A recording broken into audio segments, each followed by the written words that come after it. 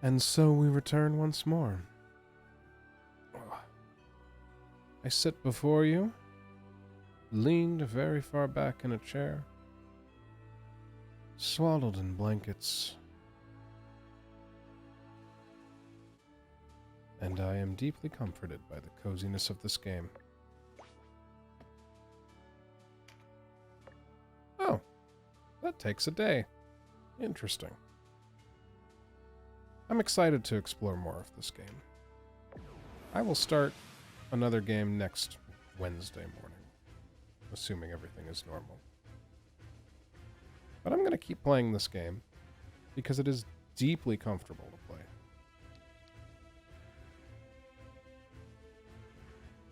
And I kind of feel like I need that right now. Show me my battlefield.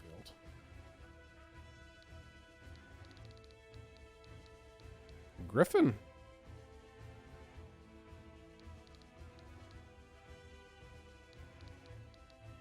And an old man who looks deeply insane. Beast Tamer?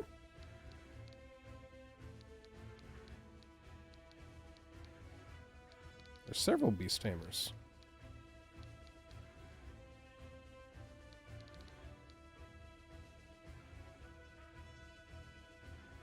Hello, Lotus. Thank you, friend.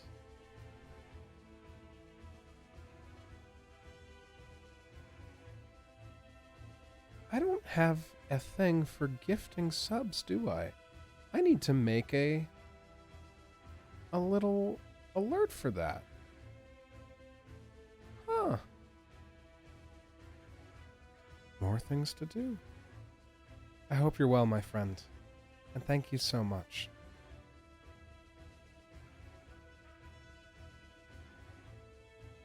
Ugh.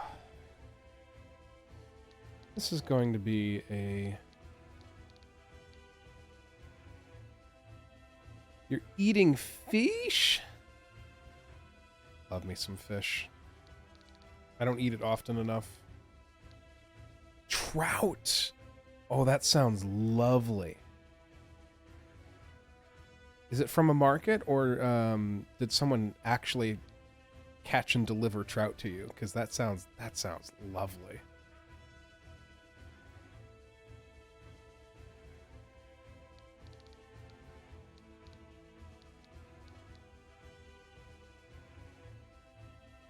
You cooked it, though. I mean, I should hope so. I don't know of too many restaurants that would serve trout. That sounds like something I'd find in a bougie place in a downtown metro. You know? Like, not exactly a regular item. What are my terms of victory? Perform an action to debuff an enemy. Those words that came out of my mouth weren't entirely words. Debuff an enemy. Perform an attack that strikes multiple tiles. Obtain a buff card. I don't have abilities that do that. I don't... The debuff or the multiple tiles, I think. You're gifting again? You don't have to, but I really appreciate it. Thank you, friend.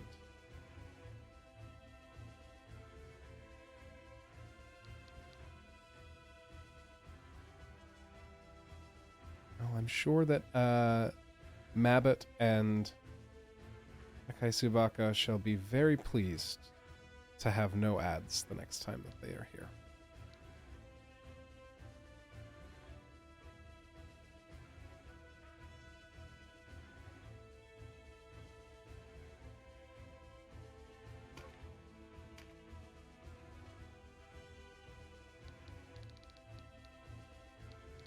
I don't know how I would have an ability that would satisfy these bonus objectives. Because, like, clearly, obviously, this is... I don't think that the actual map is going to be a challenge. And obtaining a buff card is fine. That will be our first level 2 spell that we see, though.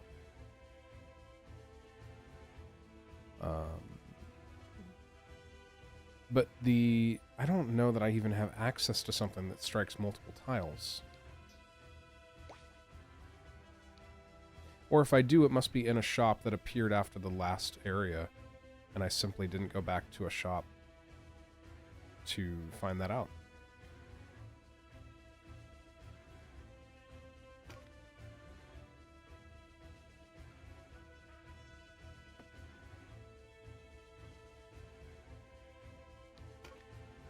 So given the map structure, large open field, very slow movement, I think it would make a lot of sense to stack more ranged units. And simply play defensively.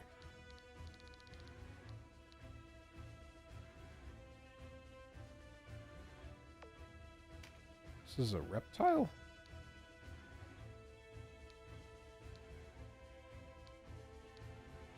Huh.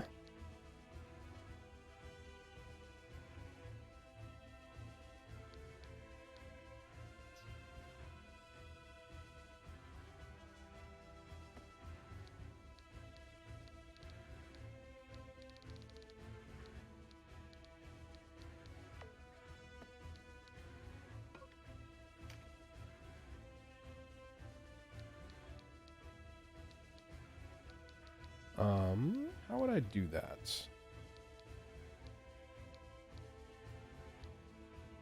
I think stacking another archer and did I turn someone else into a knight? I think I did. So if I ran 2 knights as my primary front line. Oh, Bruce is way lower level though.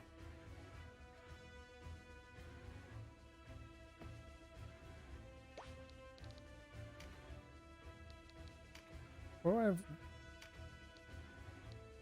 just a basic hand axe.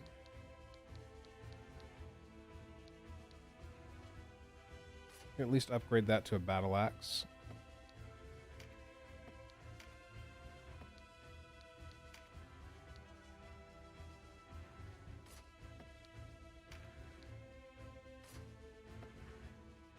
It's gonna be slow as hell, but he'll be tanky.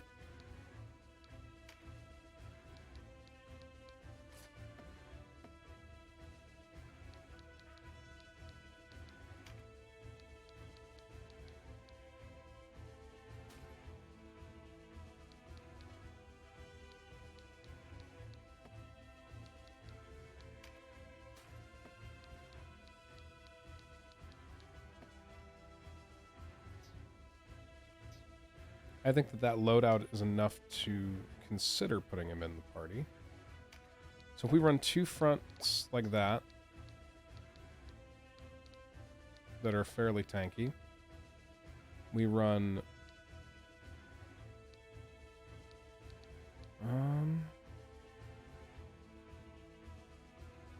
trade out Donalto for like Sarah, or I think Sarah makes a good reasonable sense. We have 3 archers, 4 archers because Leovold has a crossbow as well. 1 mage, 2 spellcasters. We can just bog them down.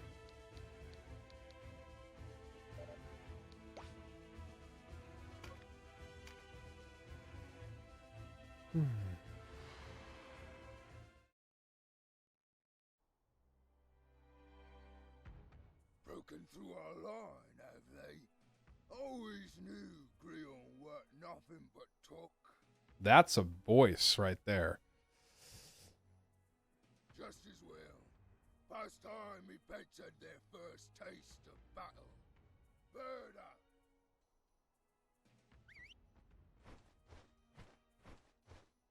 Obda, to me. Berda and Obda.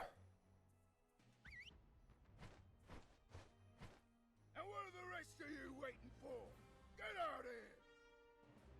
Not too dissimilar from like the Warhammer 40k orc / football hooligan style voice. They've got a lot of flyers. Tell 'em how it's done. And there's 2 reptiles. I wonder if the reptiles Zog, yes. See, I don't even know that the Warcraft orcs, they never really felt hooligan-y to me, not particularly. I mean, they're definitely adjacent. For sure, but like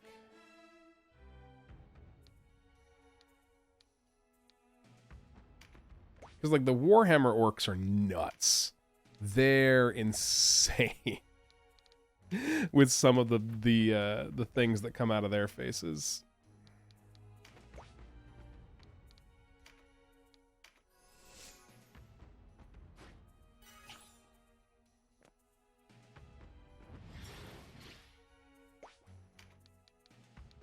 All right, if we just...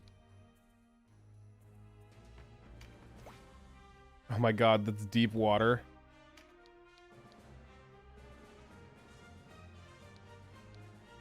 It's just river. Well, let's like stay in the swamp rather than the river. You have a great bow, don't you? Yes, you do. You're gonna stay right there.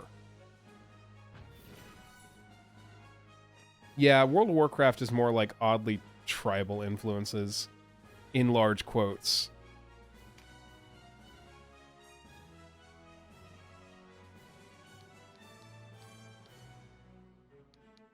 I think if I can get an archer on this pedestal here, it wouldn't be a bad idea. See, I'm definitely betting on like trying to keep them on the other side of this river, forcing them to cross it.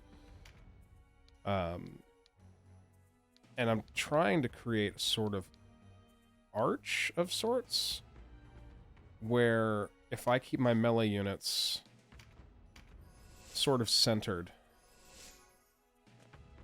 it'll force them to do something about it and get into really bad positioning. But then again, I don't really have an idea of... It looks like there is some level of... I can see on the tile there's attack, there's a like a sword and a bow.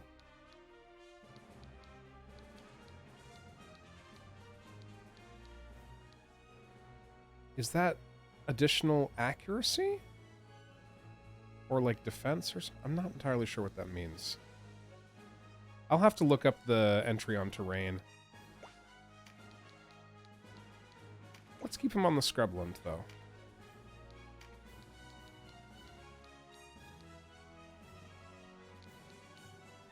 Can't attack the card. Shame.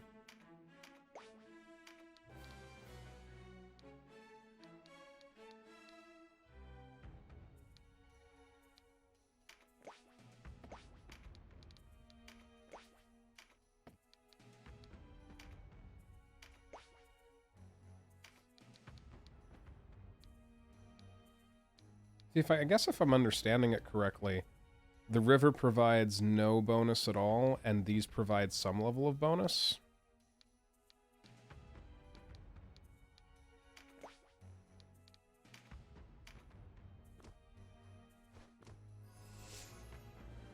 So I'll have to read and see if that's a correct interpretation. Oh my god. Han, what are you doing out there?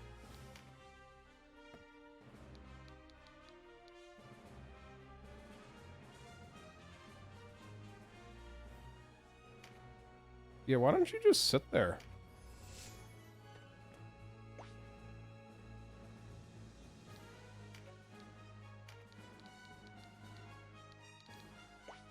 They're all so close to being in range.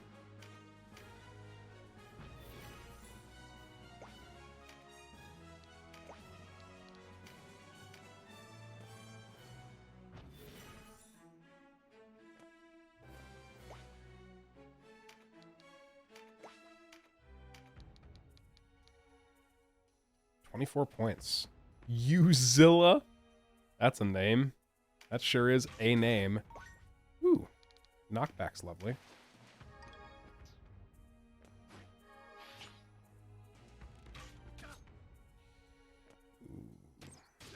Yeah, they've got ranged units too. Of course they do.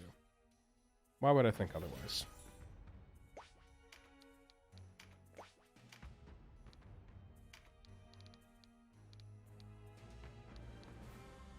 Oh, they're also all water aspected. Maybe I should have kept in my rune fencer that's lightning aspected. That's alright. We'll get through this just fine. Vice is gonna run up and get himself fucking killed. Fine by me.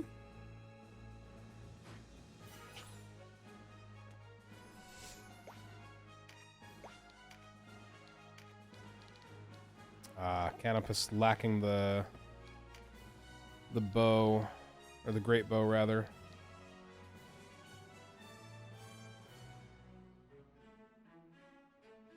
I move him up. He's going to be in some serious possible harm's way.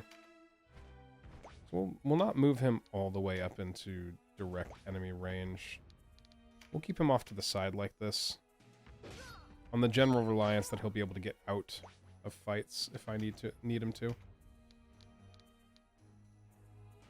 These folks are armored. Like, properly.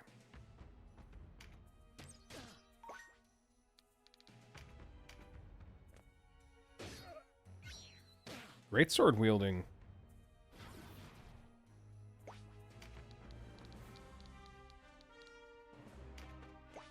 Let's support Vice, I guess.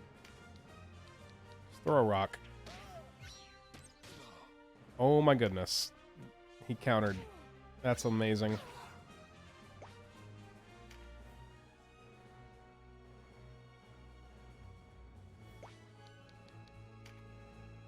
You just hold position. You're doing a stupid up there, man.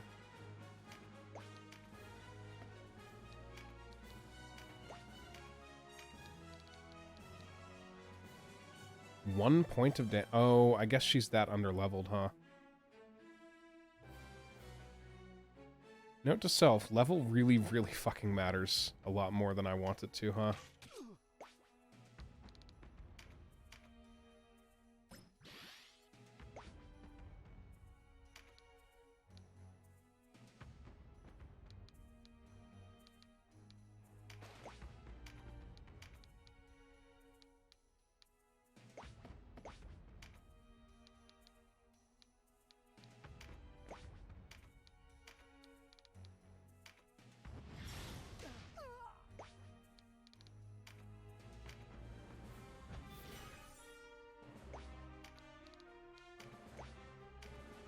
Can you get to her? Oh, you're one shy of being able to heal her. 'Cause I don't necessarily want her to perish. Kashua, what are you doing? Healer's got to stay back, hon. Ooh, the Beastmaster's moving forward on his own accord.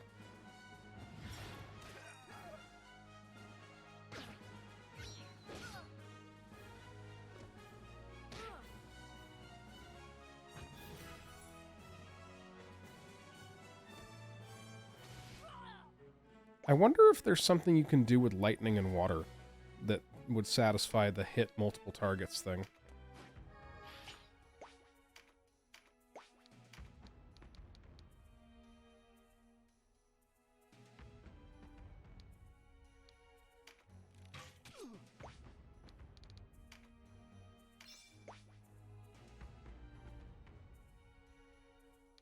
Oh, that was for picking up the card. I was like, what did I do?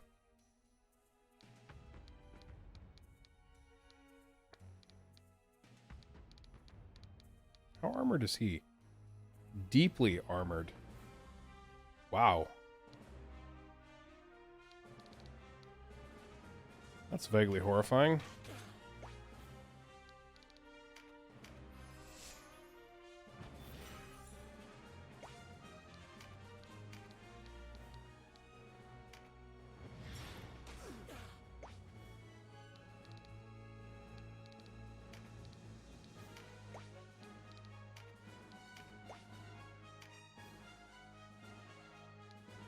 He can't cross the river at all. Because Kashua's on the other side. Probably could have used him to heal, huh? That's silly. That was a little silly. Oof.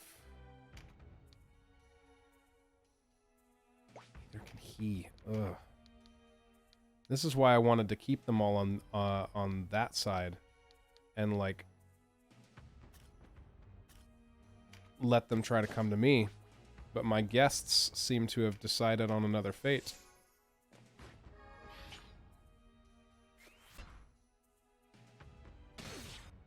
Ooh. Oh.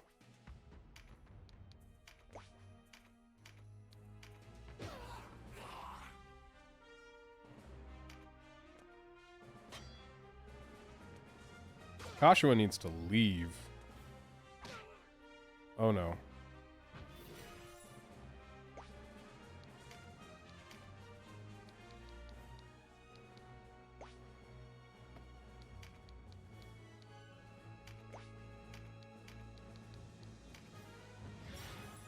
I don't know that she's going to get out of there alive even if I do heal her.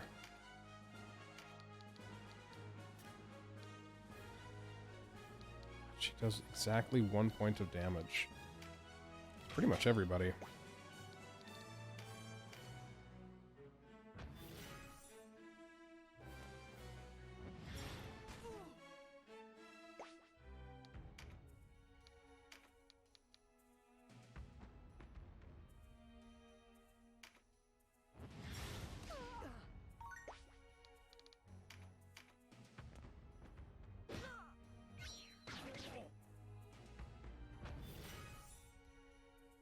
Kashua, please run away. Thank God.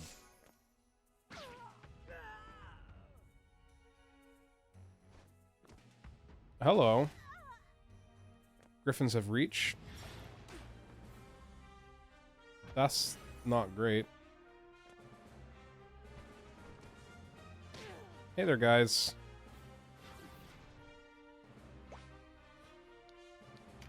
This is actually a map where it's far more useful for me to view things from this angle, it seems. Oh, and Bruce is too low of a level as well. If I lose this, because I was like, let me swap out some characters, and they're only like 4 levels lower, it'll be fine. Like, okay, at least he's very difficult to hurt.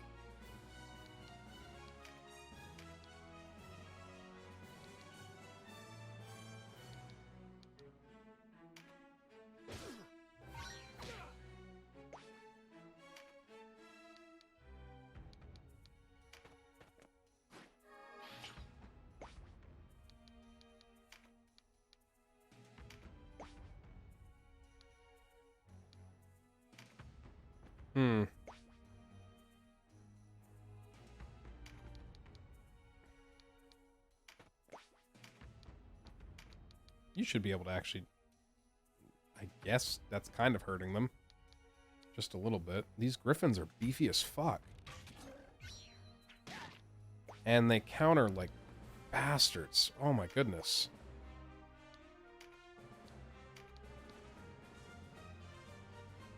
And air beats earth, so that's great. Oh, this is a yikes from me, Chief. Oh, that's technically out of range.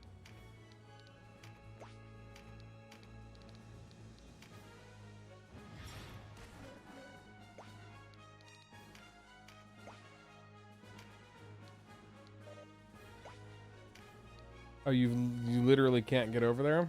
All right.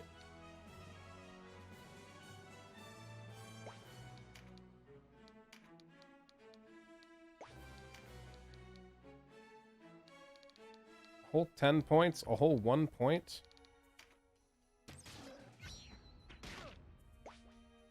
Jesus. I think this might be literally a loss. I was fairly confident that it wouldn't be.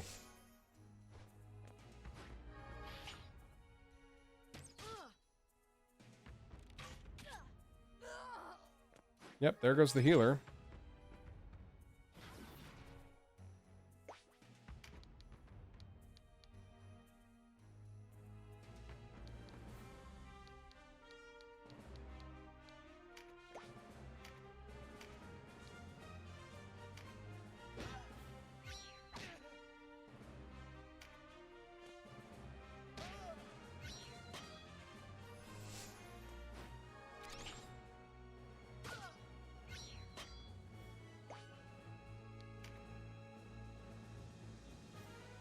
Oh yeah, and this map absolutely has the enemy's favor for sure. But like it's just looking at the amount of damage that I'm doing, it would take me 8 to 9 turns to kill one of these griffins. I have 9 characters on the field, and not all of them do this much damage to these guys. That alone is a huge sign to me that I should do a training mission, in essence, prior to this fight, so as to level up the party more. Like that's what the game wants me to do.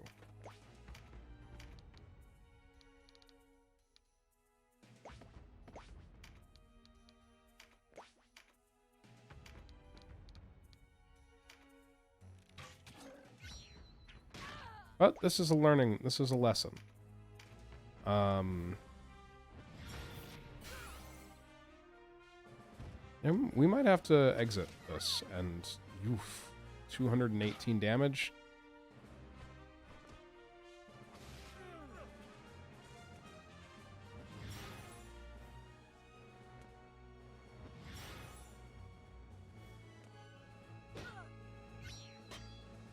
I must depart before I am wounded more grievously than I already am.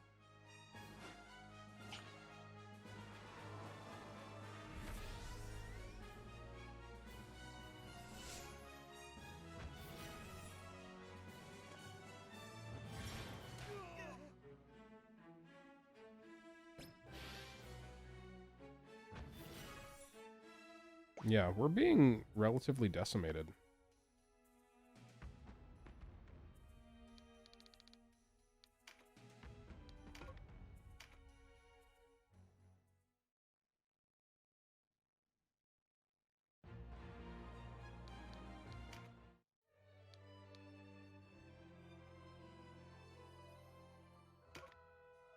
Tactics Ogre.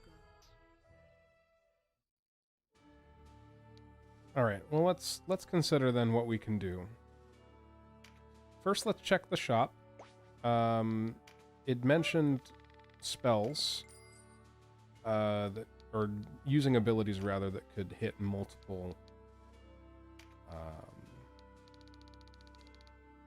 tiles. But I don't see anything like that here. I would have expected it to be a spell, but I don't see anything of that nature. We do have some upgraded equipment here to consider.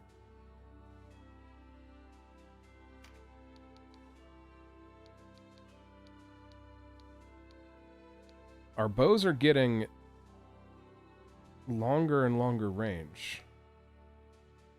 Sacrifices power and accuracy for greatly extended range. It technically does more damage. I don't know what you're talking about. And gives me better agility and strength.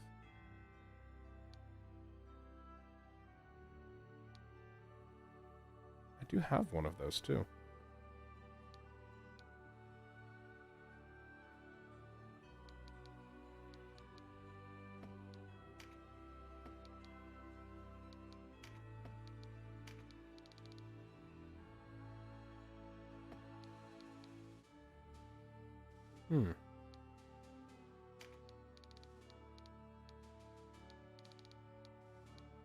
There are some new weapons in here. I remember looking at those towards the end of last session. Not really thinking much more of them.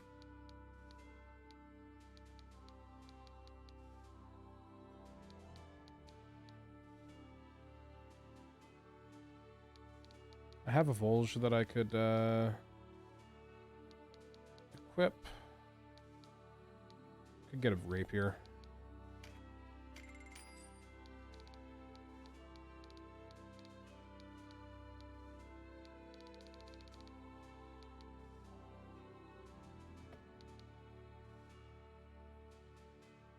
Chainmail looks to be still the heaviest armor I have access to.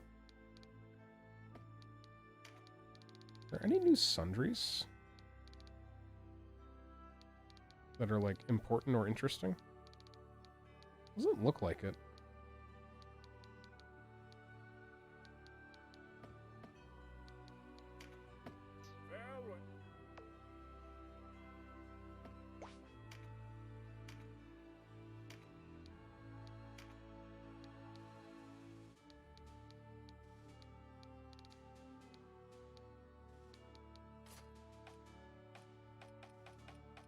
Where's Caspar? The upgraded spear.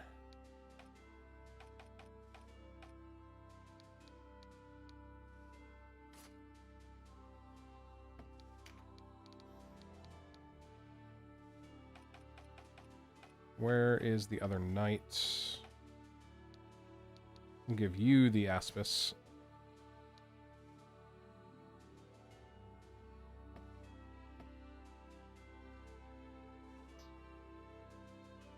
My union level is 11. So we should probably consider trying to take the level 9 characters up to 11. With at least 1 or 2 training missions, I guess.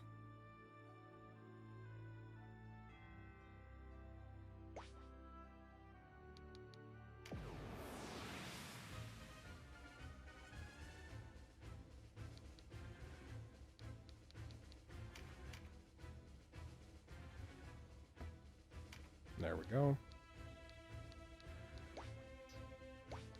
What's the secondary one? An enchantress or wizard?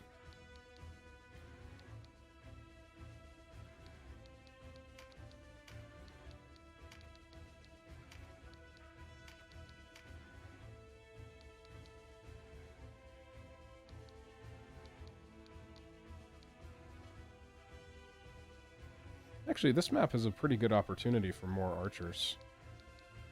And not crossbowmen, but archers. Let's take Leovold and put in Sarah. These archers can shoot over the little center choke that's on this map. No, I don't want to retreat.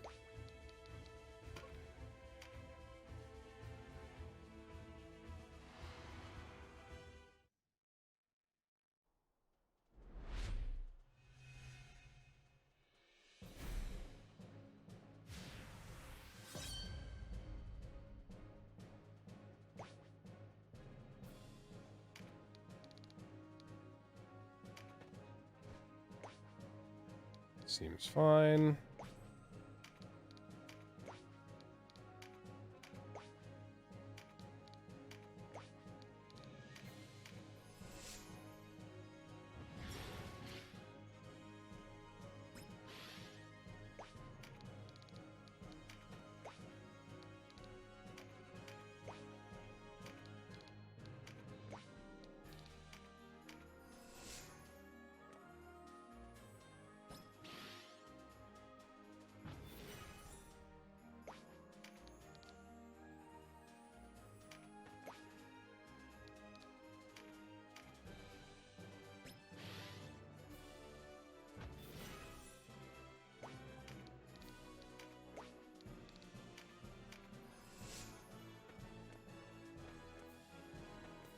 What level are the enemies on this map?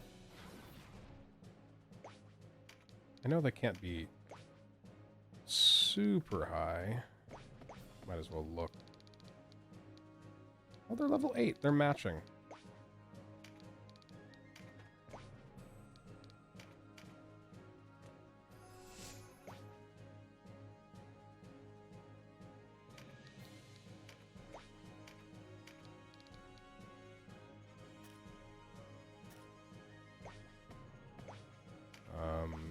I think actually right there.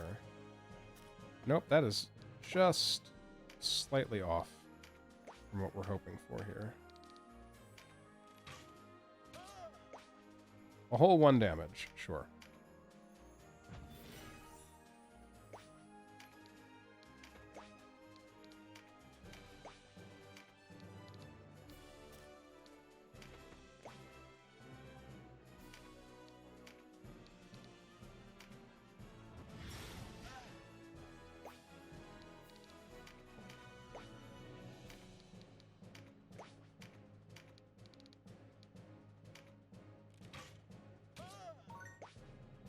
Nice.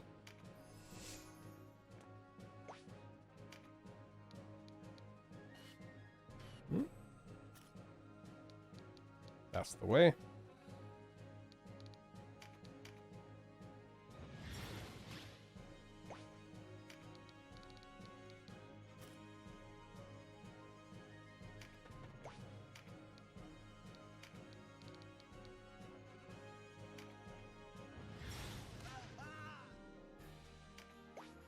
Just keep pelting him.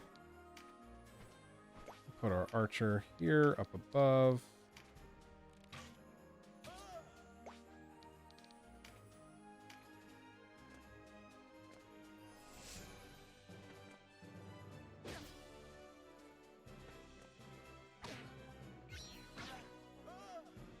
I wanted to put the knight right there, damn it.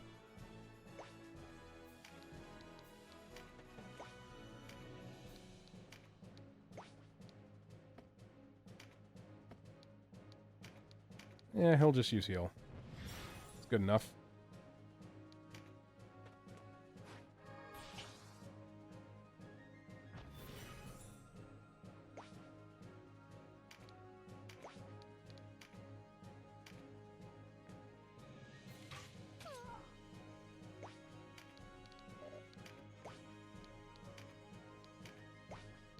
Oh, right, we have indirect attacks now. I don't need to loop her around like this, like I'm doing.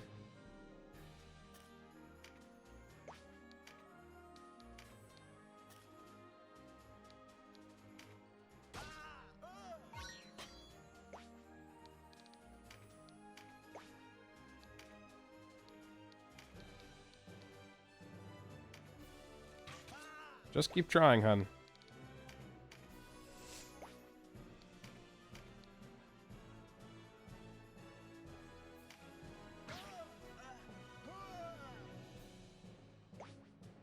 Interesting, why couldn't he move?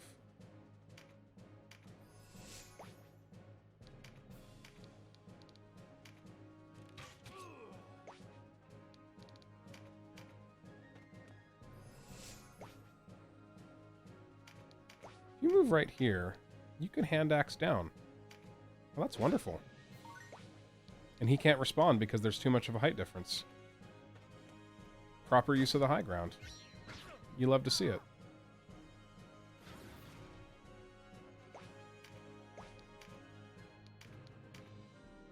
My knight has one job. And it is not to absorb hits here, apparently. Alright, they can do that.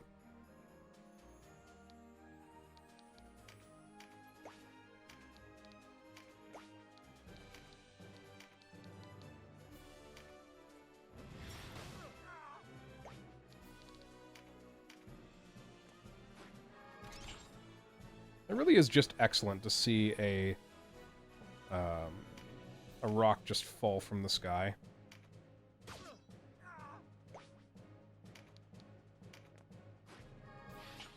That's actually probably a bad place to end the turn, huh? Because then the Valkyrie will be forced to hit myself. Actually, no, he won't. He can move the Valkyrie to the side.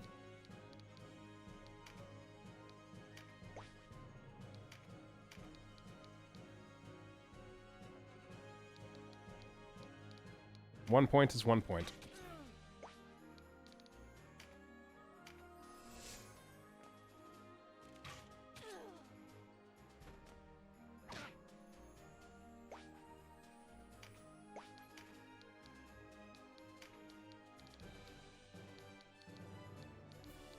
Yeah, start shooting the archer. Sure, he'll counter consistently, but what does it matter?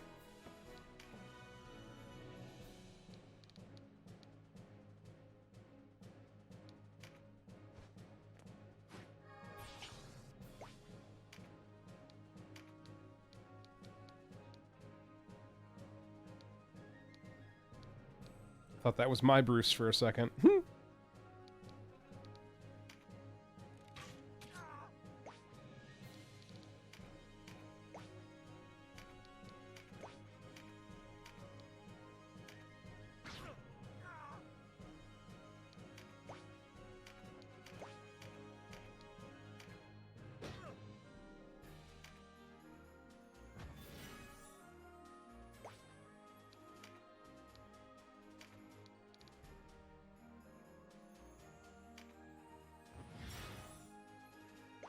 Alright, cool. We've now got a situation where the knight can actually swing.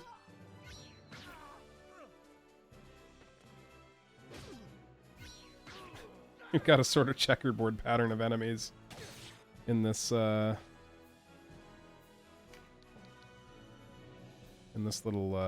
choke point.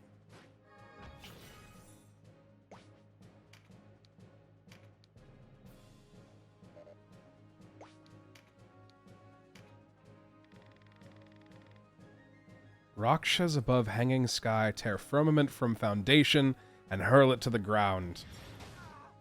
God, the invocations are so flavorful.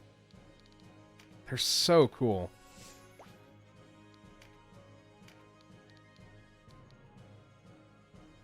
I'm going to get countered for more damage than I'm dealing. Sarah, you better get some good levels here. They're very nicely written, and they also...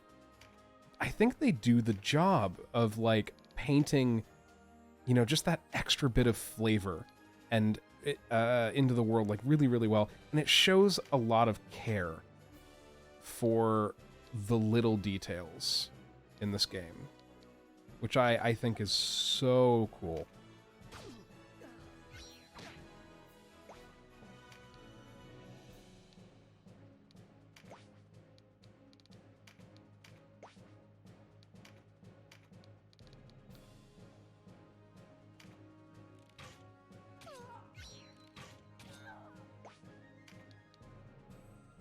Going to keep moving my archers backwards just a little bit.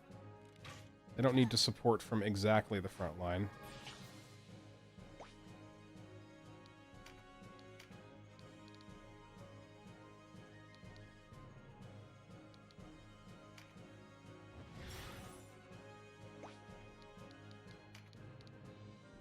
Same thing with the cleric.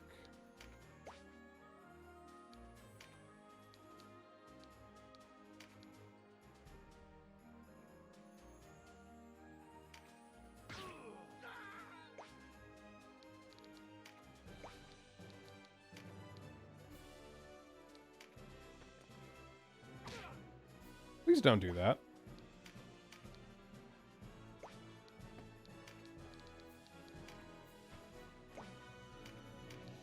Perish. Damn it, I wanted him to fall off.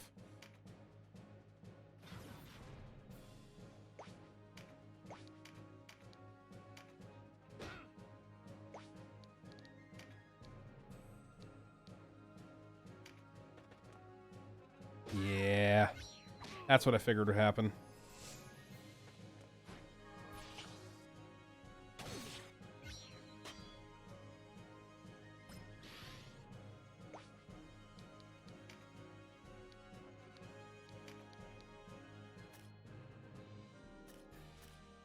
Yeah. Alright, you need to move to be able to do that. You don't need to move to be able to do it to the archer. And just kill the archer, just barely. Lovely.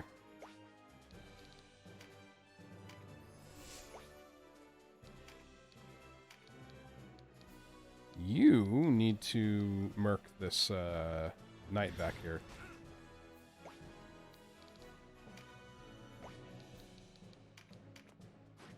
Go ahead and take that card.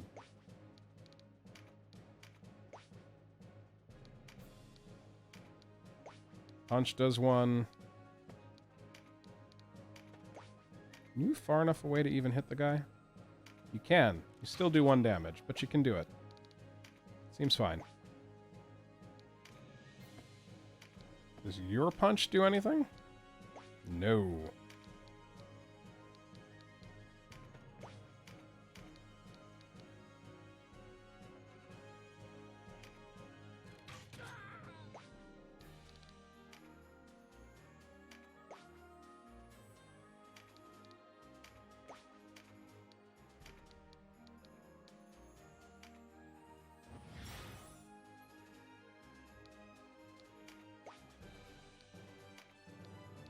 We should be able to just... Yeah, there we go.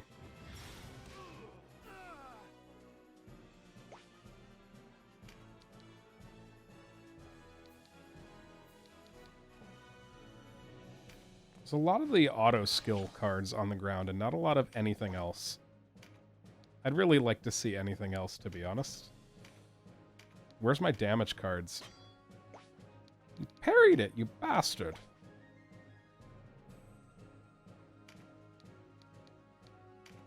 Oh, you can hop up here. Beautiful.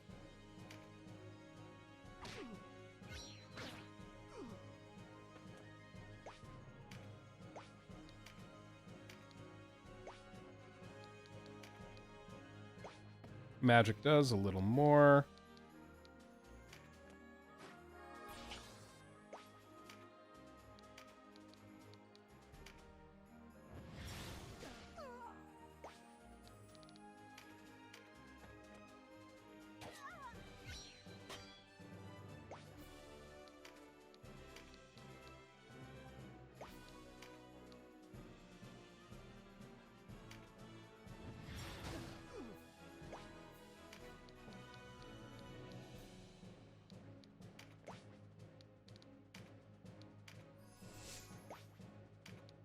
Well, that's something. Maybe you can do 2 damage now. Oh my god, she can do more than 2 damage.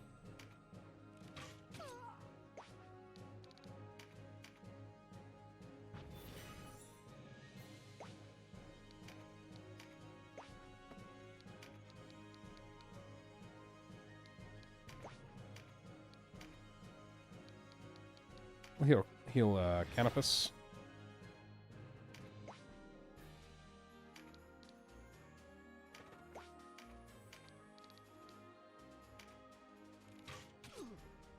Might as well keep focusing on that one, even though he's probably the least dangerous of the 2 at the moment.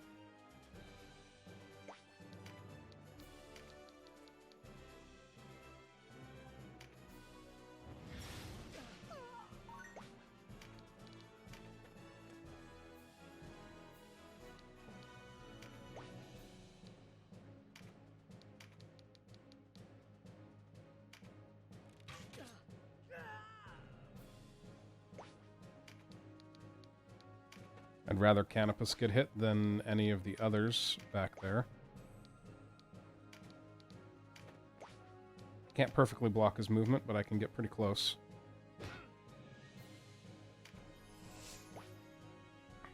Now I can perfectly block his movement.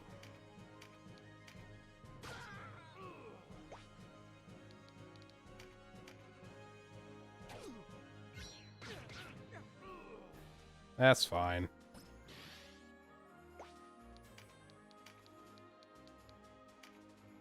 What's a tactics game without a little bit of friendly fire every once in a while?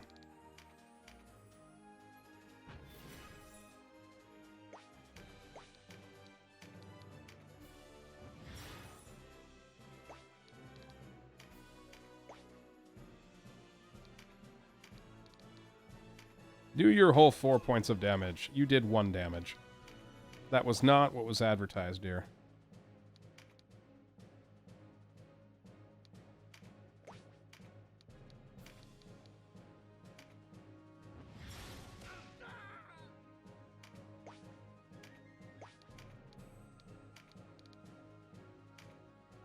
And we got him. I think this specific thing that I'm doing right now, which is just playing maps to level up, actual traditional grinding, this is the true application of those AI things that were presented to me previously. Because, like, I don't really like using autos and things like that. Like, Three Houses had an auto mode. Initially was, you know, not particularly enthusiastic about its existence, but grinding is a tedious process sometimes.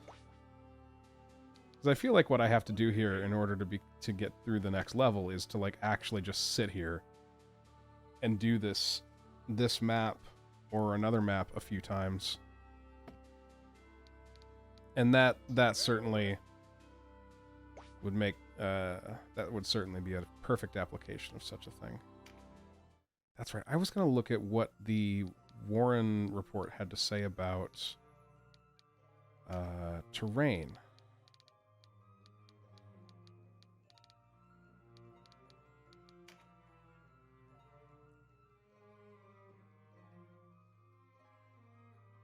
Okay, so those are bonuses to accuracy.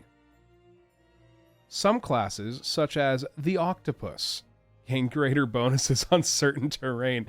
I have to assume that there's a monster that you can recruit that is just an octopus, but to see it referred to as a class is very funny.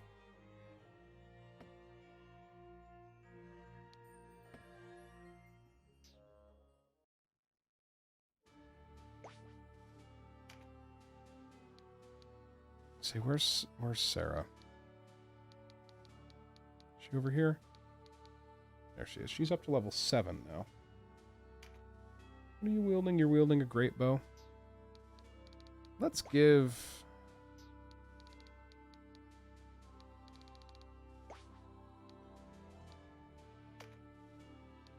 Let's sort by... Oh yeah, that's actually so much more useful of a thing to see.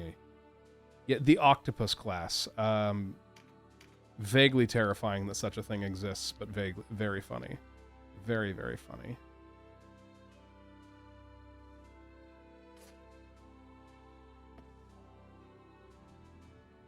You talk about a long-range weapon.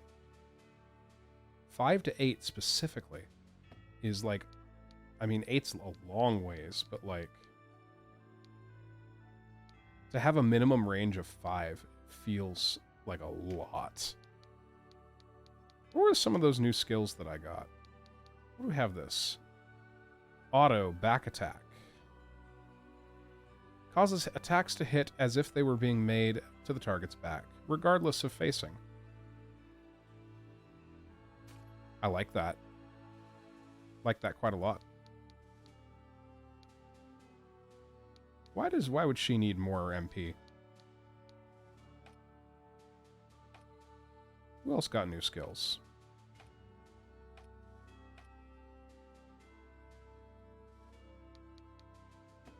Bruce has phalanx. We'll put that on.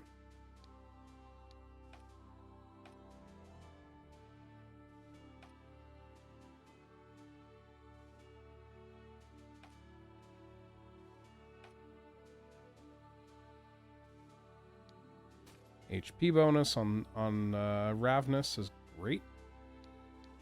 The fact that she has a 7 skill in spears as a starting point is awesome. What's this? Sanctuary. An aura extends 4 tiles immediately adjacent to the unit, preventing undead from entering those tiles up to an elevation difference. Come on, scroll faster. Of 4. That's pretty nutty. That's a hyper-specific skill, so you definitely want to, like, scout and see that you're facing undead before equipping that, but that's really good.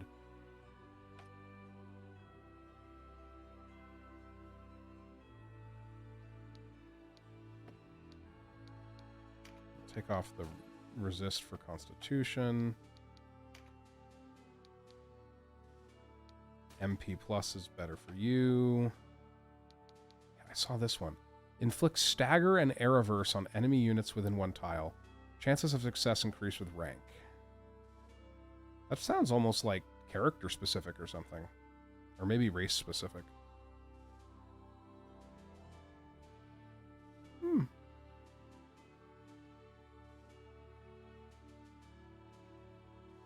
don't know if I want that instead of the Constitution he has.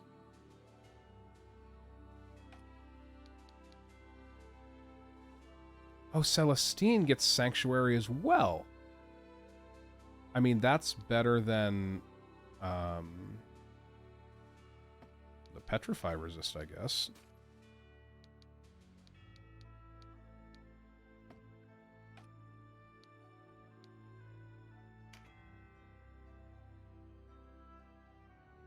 You're not using a dagger at all. Increase Constitution.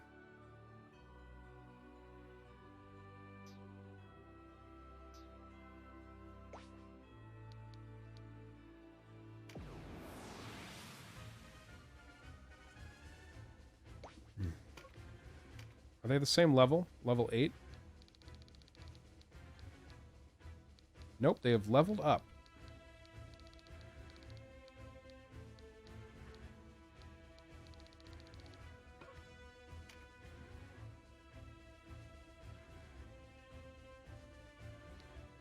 Where's Sarah at level 7?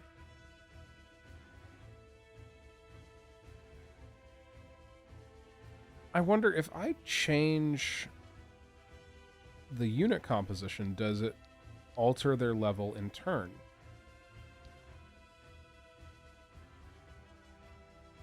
To like match who I would deploy. So let's actually test that out.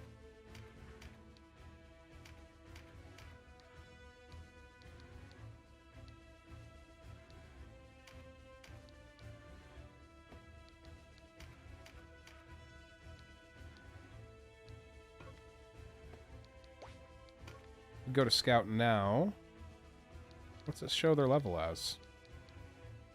Still level 9. That's pretty scary, to be honest.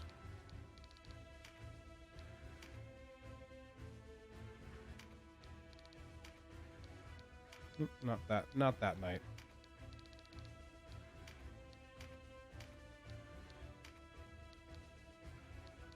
So that begs the question in a way of how can I safely level up other characters if everything is always at that higher level.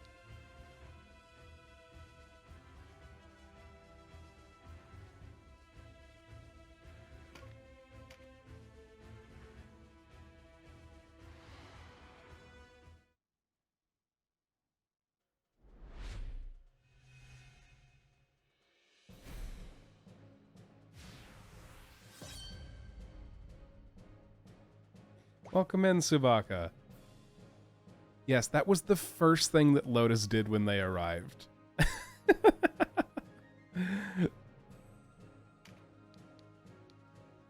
So welcome to the land of no ads. Congratulations. I hope you enjoy it.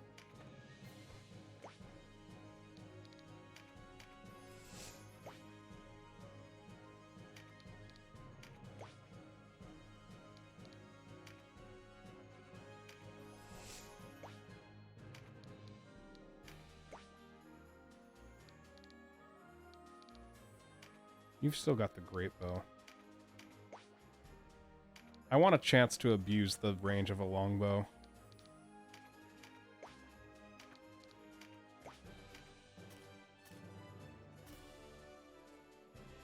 That's a pretty far coverage. That's pretty nuts.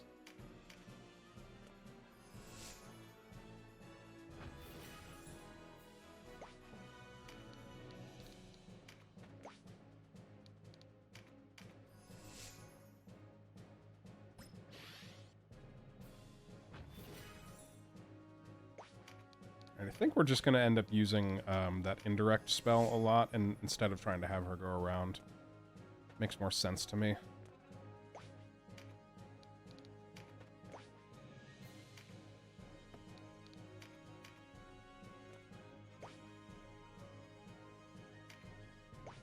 What's your range right now?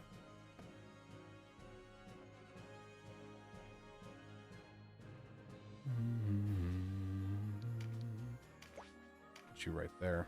That gets you pretty reasonable coverage.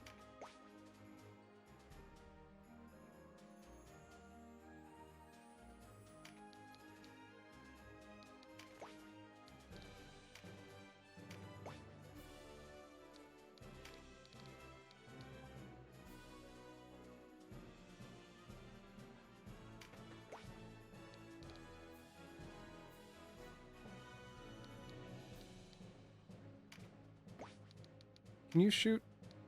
Yes, you can. One of them's trying to go around the side this time. That's fairly unusual.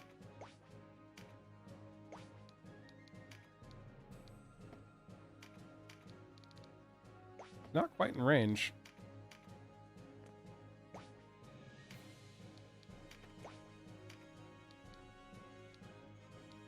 Vulcan Lance can go a little bit farther. That's its thing here. It's alright. We'll let that guy come to us. In fact, if I put my Rune Fencer right here, I should be able to block fairly efficiently there.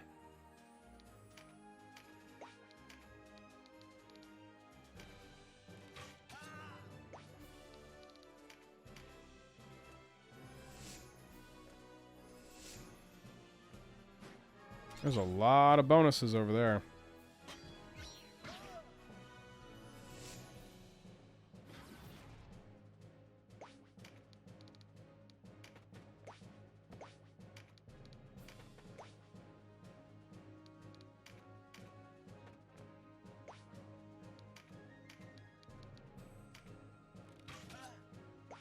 A whole 7. Very good.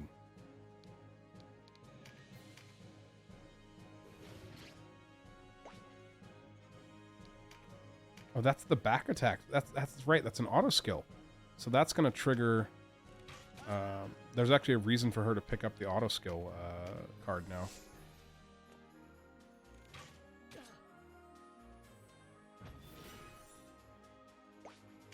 You've got line of sight for Lance.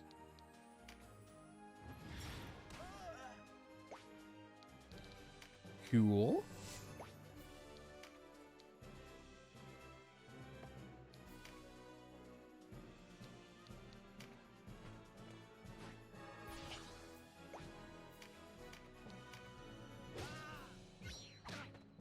Ooh. All right.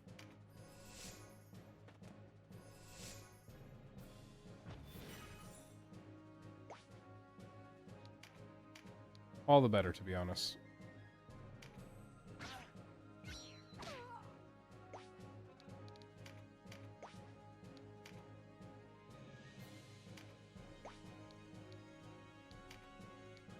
God, I really wish it was point blank like this. It feels so strange that that's not the case.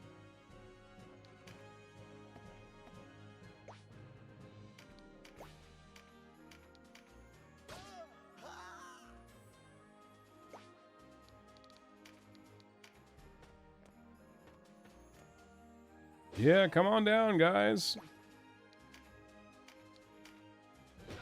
Get fucked.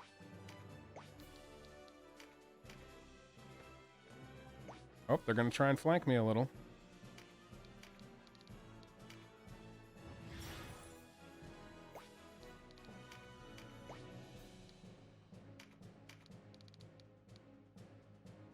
One point of damage.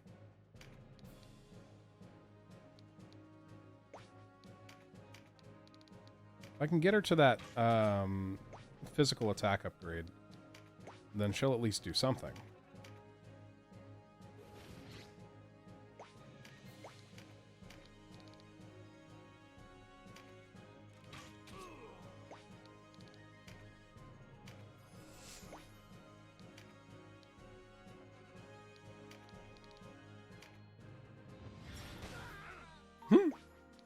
God, it's so funny to watch it just fall out of nowhere.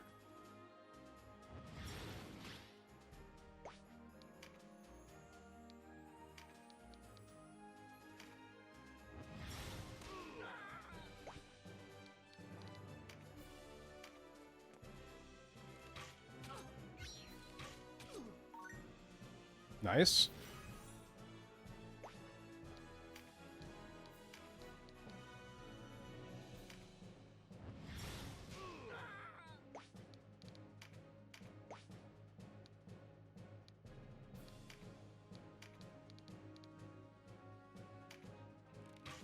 So close to death. So close. I'm actually going to move him over and get this critical up. I want more of these flyer dudes, man.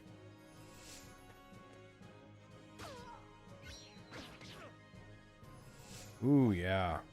What a good spot for a spear.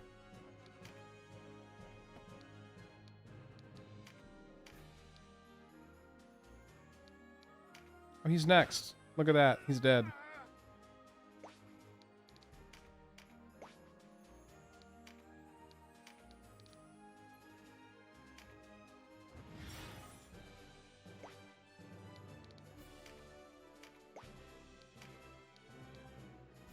Oh, Cragfall? I didn't really realize in my head that Cragfall costs so much more.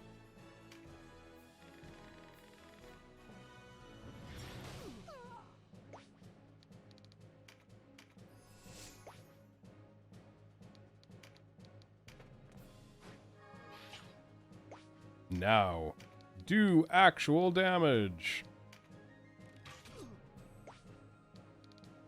Just a little bit. Just a little bit. Muy pequeño.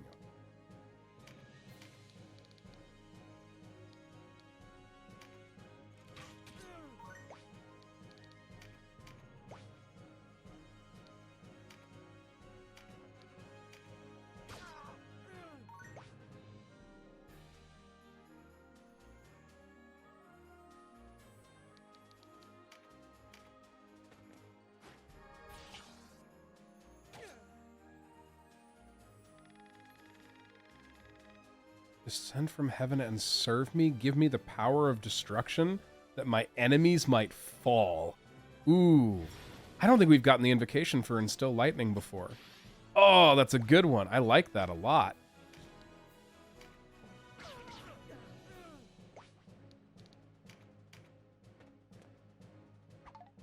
And I tell you what, if I ever end up with the chance to play D&D ever again properly, or some other, any tabletop game, some of these invocations are going to make their way into my characters, like hands down.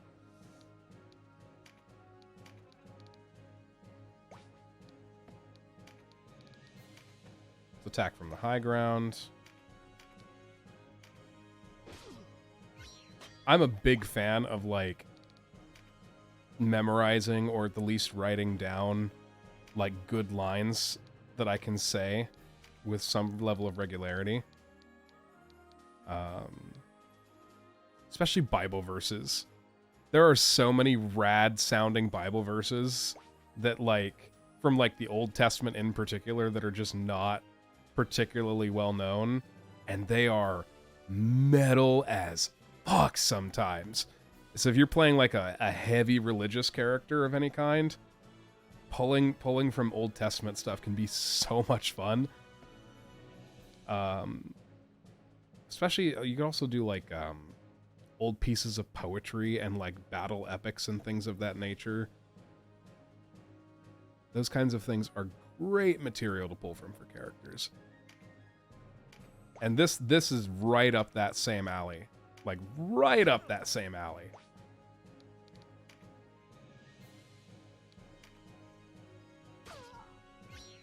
We have a sort of an odd stalemate that's going on here, as they're not quite able to push past me.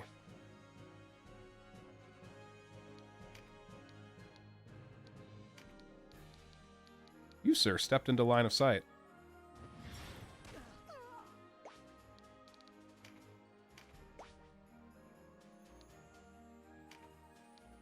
You, sir, stepped out of melee range.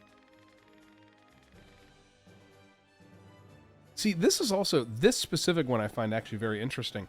Lost souls who wander across the land become as thunderbolts. Return to the mother's blessed embrace. There's some implications there of how faith and works in this land and what magic is. Because if what that's implying, if I'm reading what that's implying correctly, then the implication is that magic is enslaving or at least gaining the service of wayward spirits who then do the thing for you, which is like, that's wild. That's super cool. Like, I love that.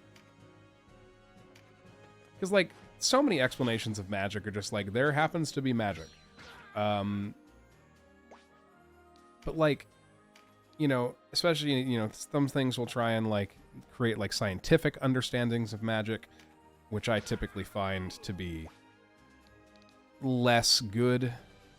The more you explain the thing, the less magical it is, kind of thing. But, here, you know, the idea of, like, oh no, these are spirits, these are people. Or were people, at least. At some point, they were people. And you are either enslaving them for your purposes, or at the least requesting their help. And how that kind of interaction would go about as they invoke the spirits or invoke the gods. Super cool. That's so cool. You rat bastard.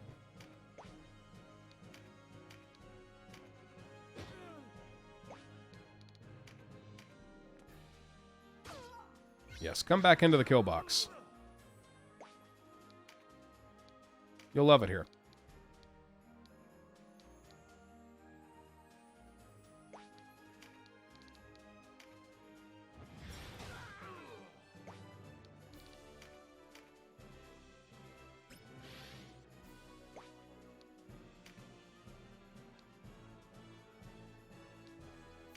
I don't know. I'm such a sucker for, like, I guess, you know, good wordplay and good writing like that. It makes me feel all of the things, like, intensely.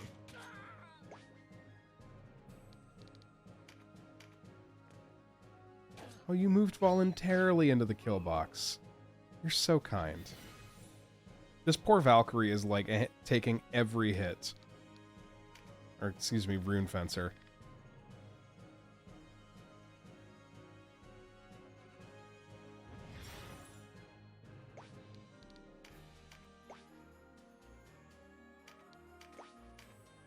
I have to move back even farther because this is... That's how bows work. Yep.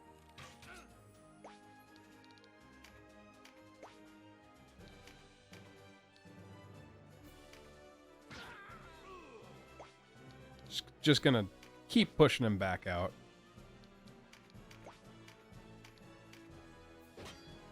Really? Could you stop that?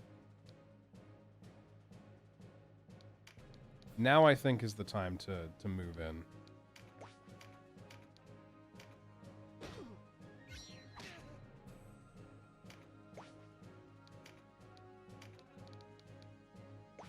Can't quite actually shoot you.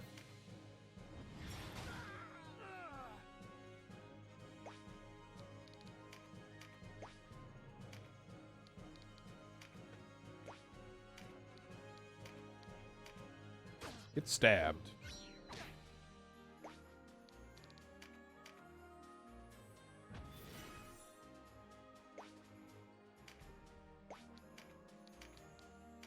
Just heal Minerva.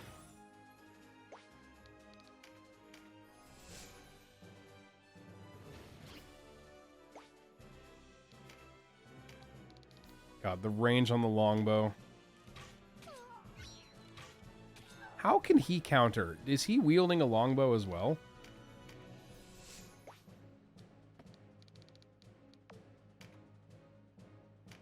He is.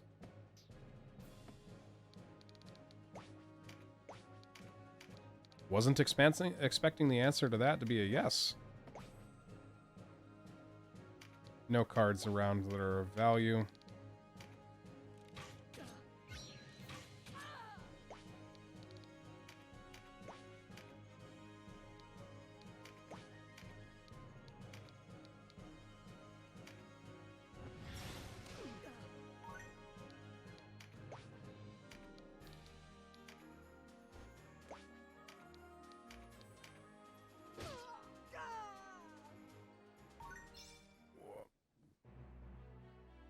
Setting the sitting position.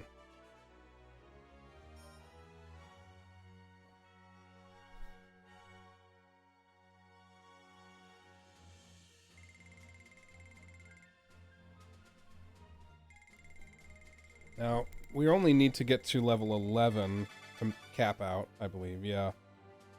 So now, if I do this battle again, which I'm not super keen on, but, you know, in order to level up some more characters, it's probably a good idea.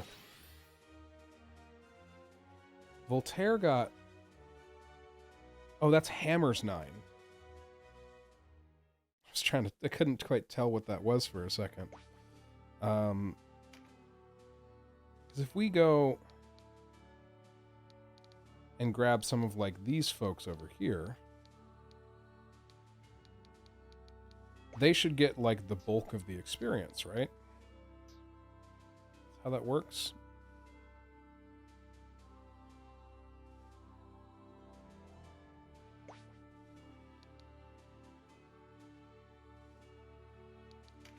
I should make sure that all of them are equipped with reasonably the best stuff that I can give them. I don't have any more Aspis.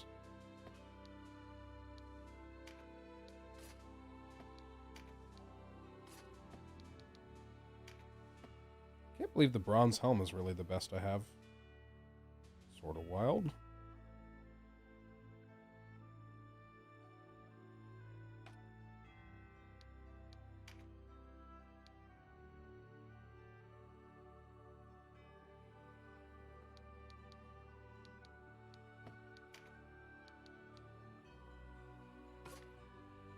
Yep, that's fine.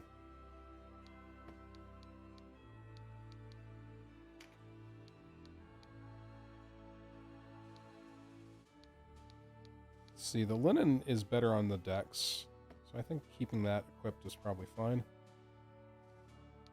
Oh, you need to be equipped with, if I want to use you, you need to be equipped with the better staves.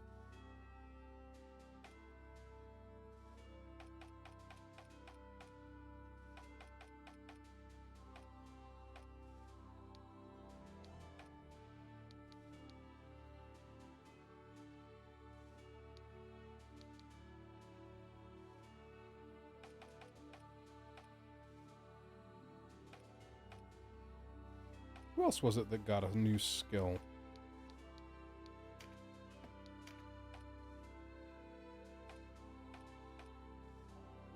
Canopus got MP plus.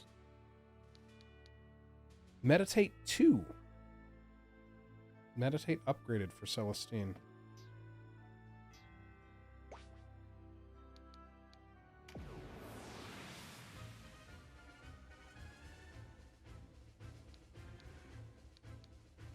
So now, if I take out Caspar and put in Bruce, at the least, Bruce should be very, very hard to kill.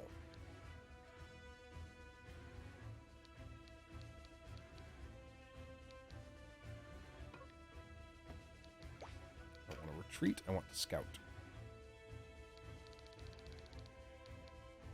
Yep, they're all at level 10 now. There's a Berserker off to the side again.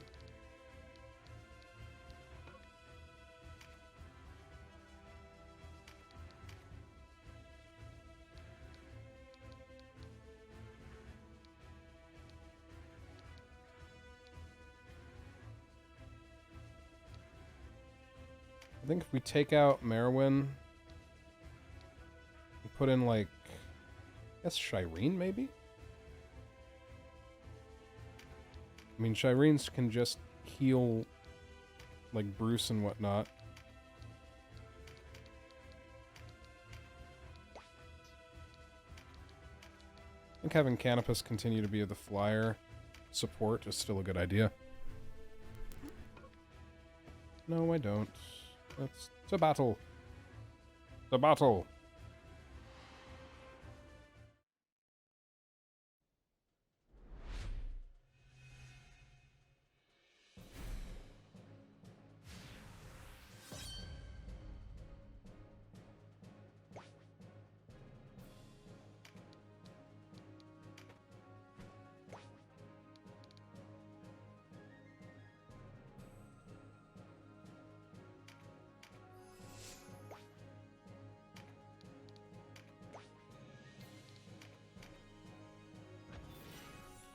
I just kind of was realizing in my head, I'm referring to most of these characters directly by their names.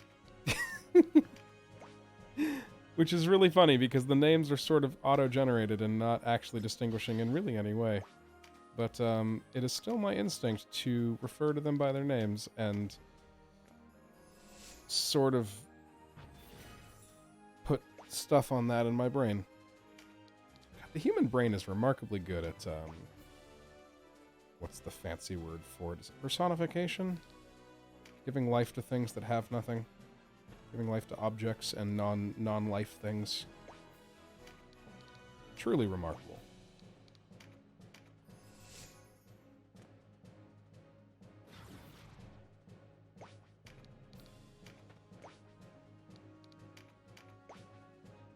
It's like the only characters here that matter are the named characters that are actually part of the story.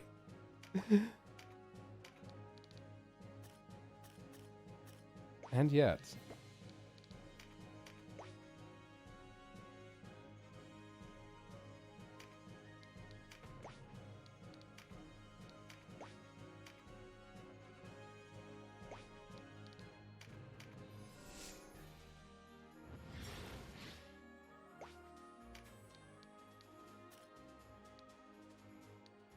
Alright, let's create that kill box again, I think.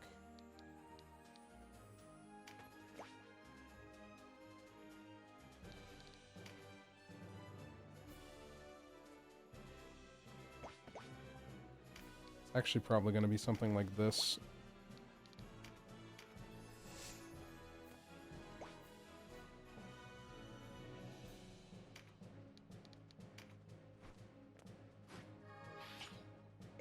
Can you attack with your short bow from there? And actually, yes, you can. Nice.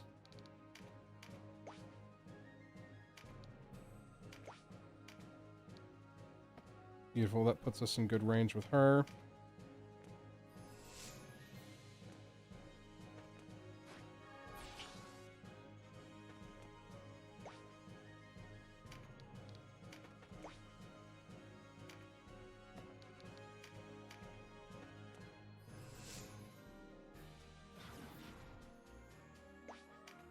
God, and Phalanx is probably just going to pull a lot of weight here.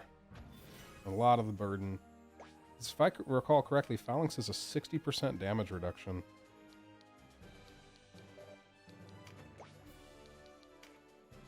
So if that keeps going off, even our low-level knight will have basically no problem surviving.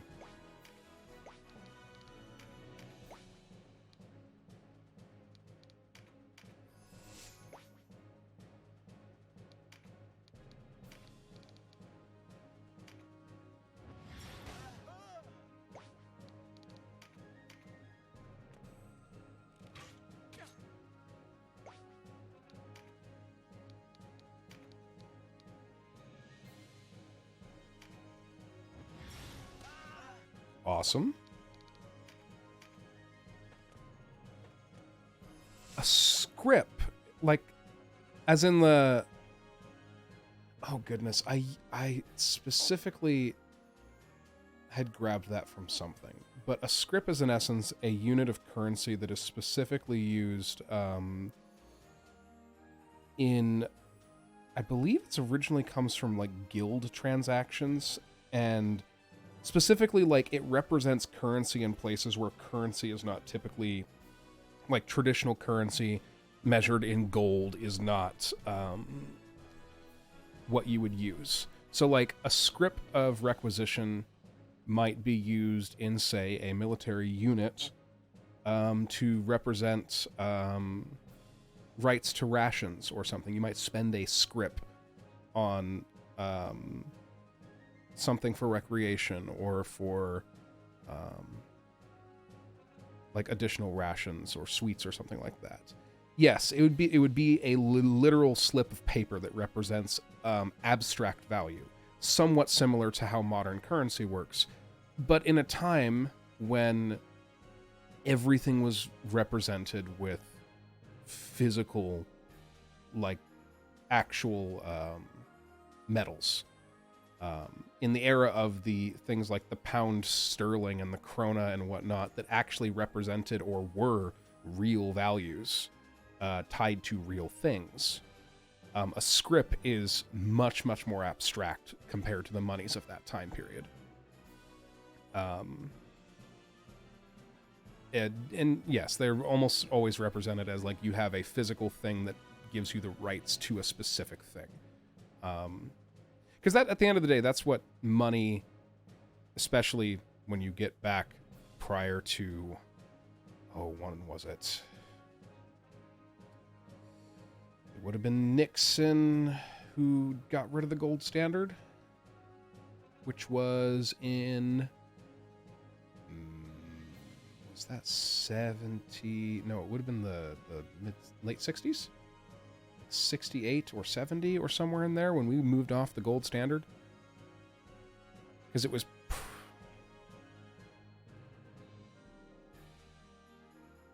No, it would have been like 68, somewhere in there. Somewhere in there. I know it was Nixon that specifically moved us off the gold standard. But that's the, like, up until that point, money meant a specific amount of gold or silver or other precious currency, precious metal. It meant a literal amount of a resource. So in creating a script, you're creating an abstract value that means a specific amount of something that isn't that. Like I said, for general use in settings where the value, where the item of value is not metal or not a traditional thing that holds value.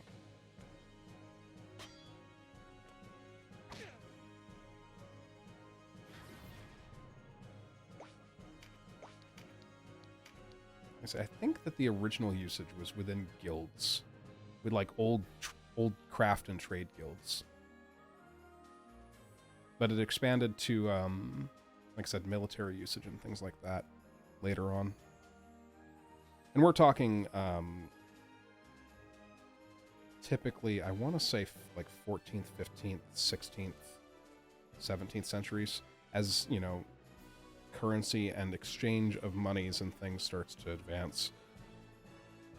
And there's definitely, like, you don't have any uniform currencies, so you're still in any of those times.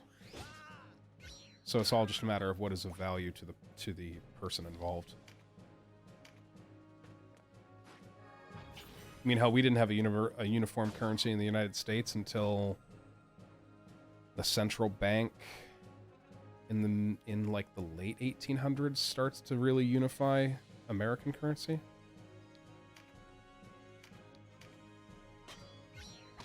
This bastard's surviving on like actually 1 HP.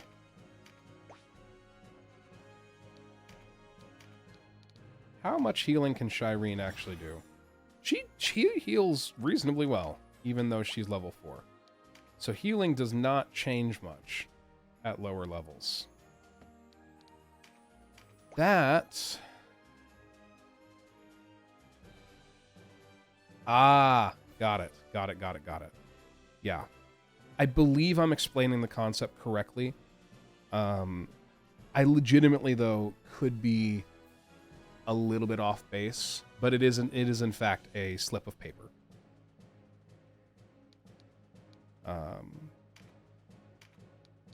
I am no expert on medieval currencies and economies, but I have an interest in them.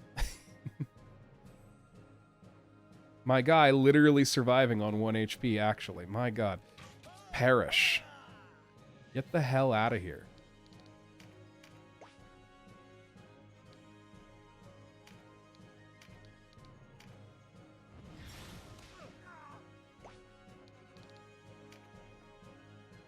One HP in a dream, that's all you need, right? That's all he needed anyway. And that's line of sight for this guy.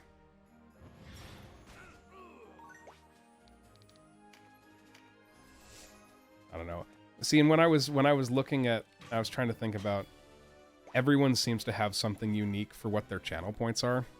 And I was literally sitting there going, I can't think of anything that is unique and interesting at all. Oh my god, the original idea for how I would have this, well, firstly, I didn't think I'd be getting to a point where I could use channel points for a lot longer, but like the original ideas were a lot more, I guess just a different branding of sorts. Xexelia sort of, I would love to see what you're putting together. Of course.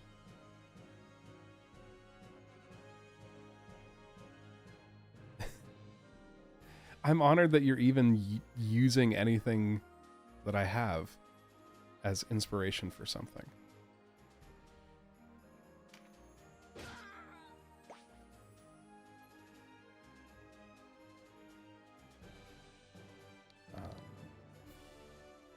I had initially always envisioned Excelia as a battlefield commander, a commander of men, and so I was like, script of requisition. That sounds like something that, you know, it's a military, you know, you're requisitioning rations or whatnot from the quartermaster or something like that. But in actuality, what I have here is not anything so serious. It's nothing so serious. I just sit here.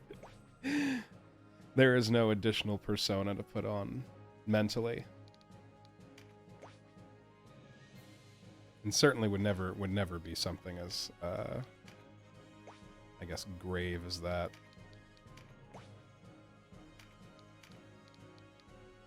That's not my knight. I should not heal that knight.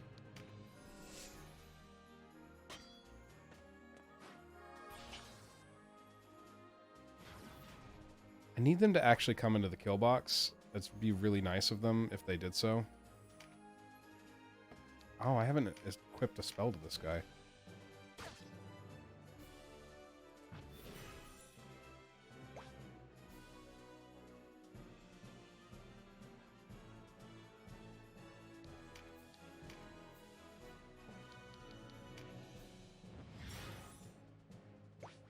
Yeah.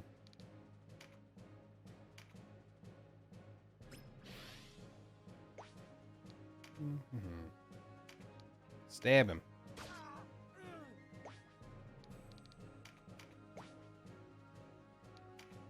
Shoot him.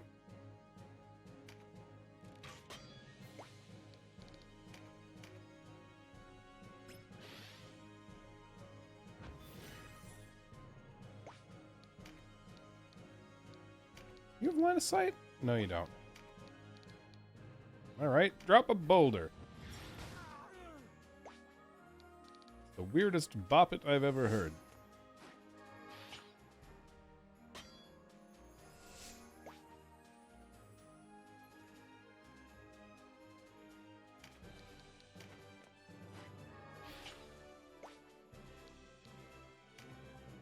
Canopus is getting yoked from all these cards. Only one actively getting cards. That's rude. That's really rude. I need you to not do that. She's trying to get experience here, not die. Maybe I need to kill the archer.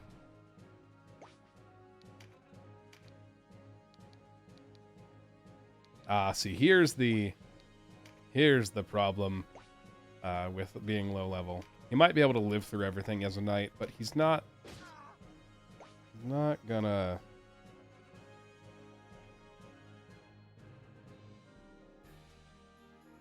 He's not gonna be able to do any damage.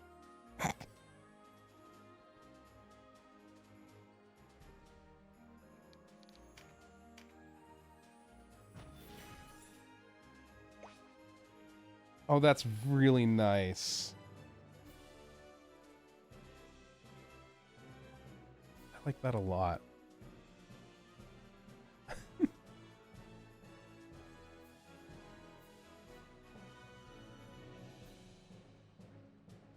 It's very cute. It's very cute.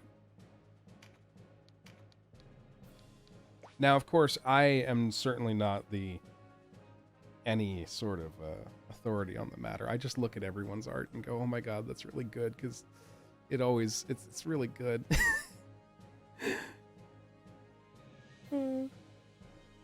I am woefully lacking in talent of that criteria, but it makes me smile.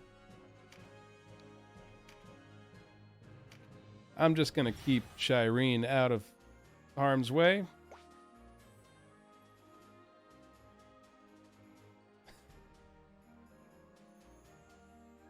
I'm welcome to it.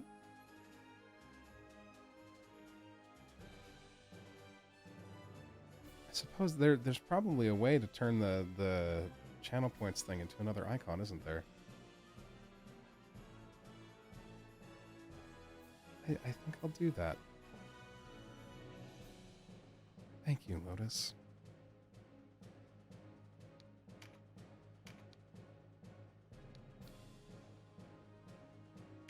I'll find it. I'm sure the option exists. I feel like I've seen that on other people's channels.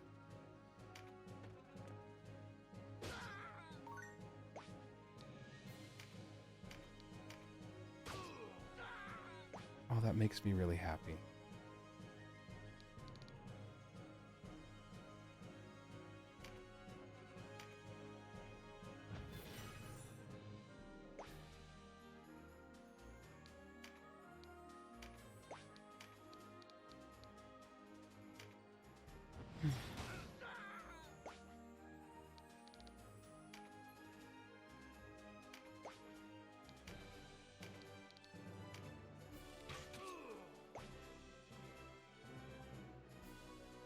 I don't have a lot of words. This just makes me really happy.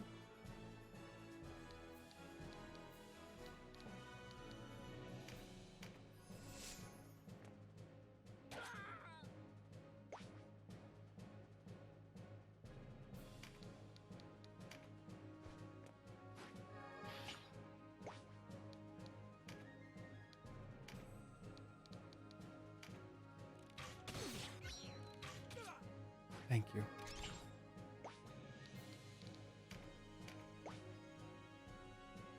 All right. I've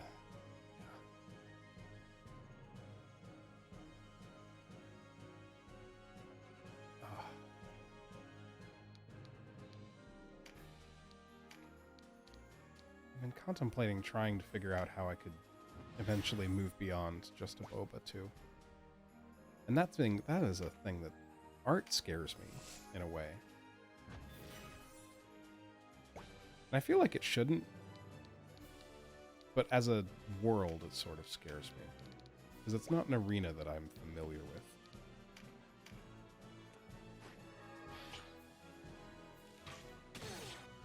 Oh! Stop that, Mr. Longbowman. Please don't do that. Yeah, because, like, I have developed a very, very clear idea of who Excelia is and what she looks like.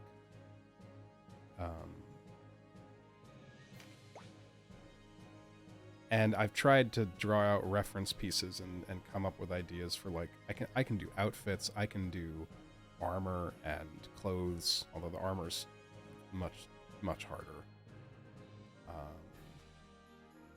Weaponry is, those kinds of things are shapes that make sense to me. But beyond that, I'm completely useless when it comes to those kinds of things. And I deeply want to see her exist properly.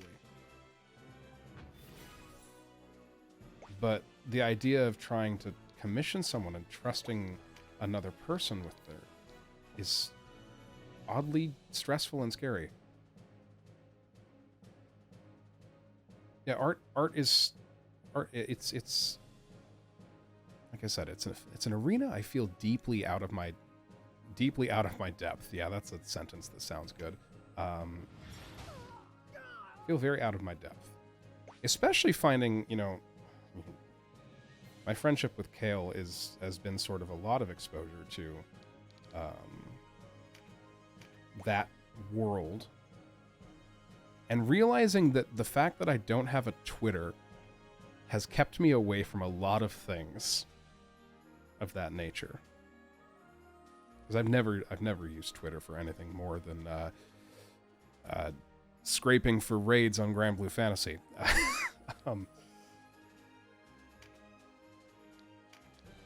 And that seems to be the primary way that a lot of artists interact with people. Which feels very wild to me.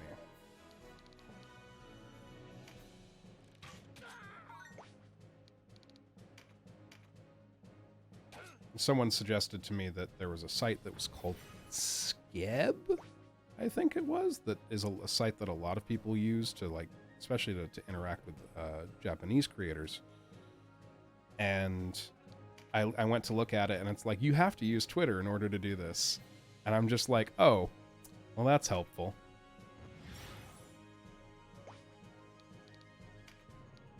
Skeb is interesting. Yeah, I definitely felt, like I said, I looked at it and went, oh, this is different.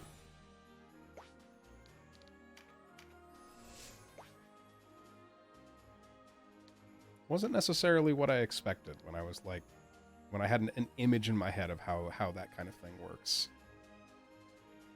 It's like a quest board, but for artists. Yeah.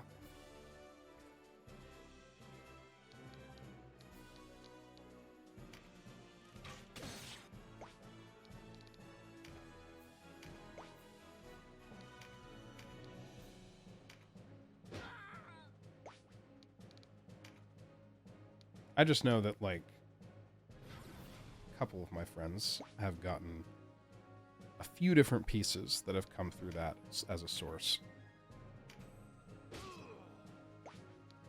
And it seems to work very well for them. Which is super cool. What's this? I have a finishing move on Denim now? Sweep followed by a downward thrust?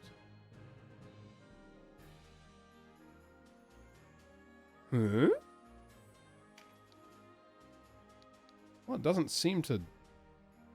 maybe it's because I don't have the elemental bonus or anything right now, because I'm fighting against my off element. But let's try it? That's not as grand as I was hoping with a fancy name like that, to be honest, but that's okay.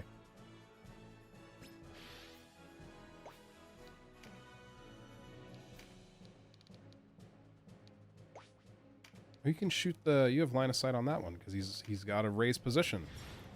So fuck him.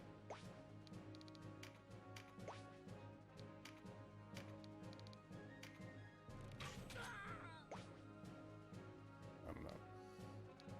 See, I feel so confident in trying to describe a character in writing. Writing is such a forefront, or like a skill that I have developed over the years. I can write characters with the best of them. But turning those characters into images, I have all the respect in the world for those who can make any form of visual art.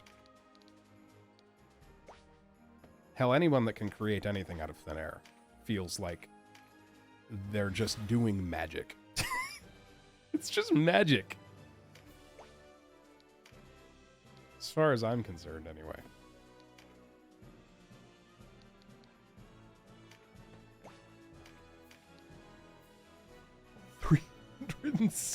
Hello?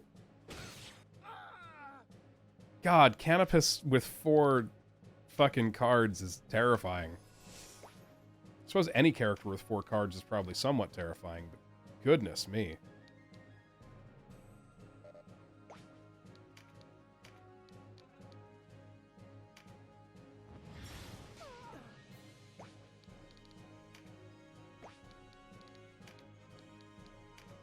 Alright, we're going to start moving in aggressively and just take out this last guy.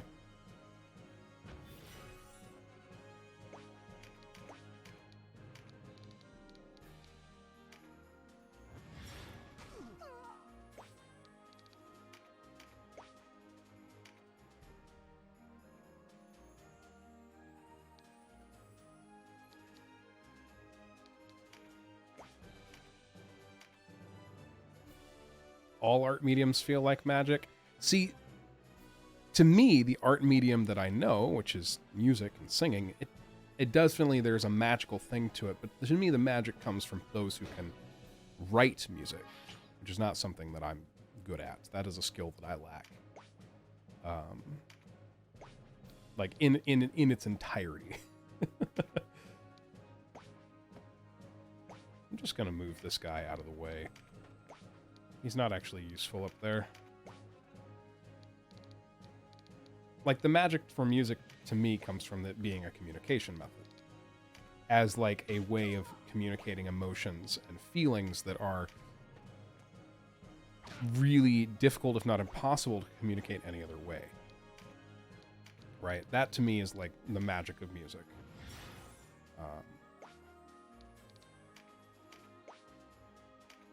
The magic of creation in general, though, of the ability to bring something out of nowhere and make it into something. Like, that's just not something that I have a lot of skill in. And so seeing people that can just see a thing and make a thing appear, in essence, that's the way it looks. That's the way it feels. That you just make something appear. Insanity. Absolute insanity. I do cook. I don't necessarily... I mean, there's artistic expression in cooking, but I follow recipes. Cooking for me is like an act of service and love. That's what it is for me. And there is joy in that exploration, for sure. Bruce and Shireen just skyrocketed. But to cook, I just follow ingredients and put things together. And sometimes they taste good, and sometimes they fucking don't. You know? But cooking for me is there is a lot of science in cooking. You're absolutely right. There's also just a lot of basic knowledge of how taste works. Like, and I strongly believe that anybody can really become reasonably good at cooking so long as you understand some of the fundamental ideas. The ideas of, like, the 4 things that influence flavor are not the traditional European idea of, or at least American idea of, the bitter, salty, sweet, and sour. Those are false entirely. And even the idea of umami being a 5th flavor, that's fairly false as well. The things that actually influence flavor are salt, fat, acid, and heat, typically. As a functional idea, those are the things that can change how flavor works. And that as a base level, underneath the ideas of bitter, salty, sweet, sour, and umami, that being like a second layer, is like a super important concept to understand. But once you understand that idea, that those are the tools that you're actually working with to alter things, it becomes fairly straightforward that as long as you use those tools, you can typically come out with something that's reasonably balanced. And all of the best foods do this. Taking a combination of at least one, 2, like typically like one thing really well, or a combination of like 2 of those aspects, and acting incredibly powerfully on the palate to do a specific thing.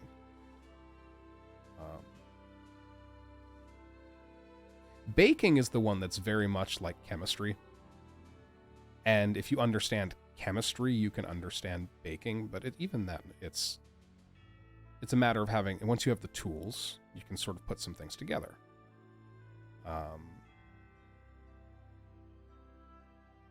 But for me personally, a lot of what I do when I cook is I find a recipe that sounds really interesting. And I go, I'm going to do that thing that someone else has already proven is good. Execution. That's what I'm really good at, right? I can take an idea and execute it well. But the true geniuses in cooking and in gastronomy as a whole are those that can look at a thing and sort of see beyond its base forms and its basic ideas and create something new out of it.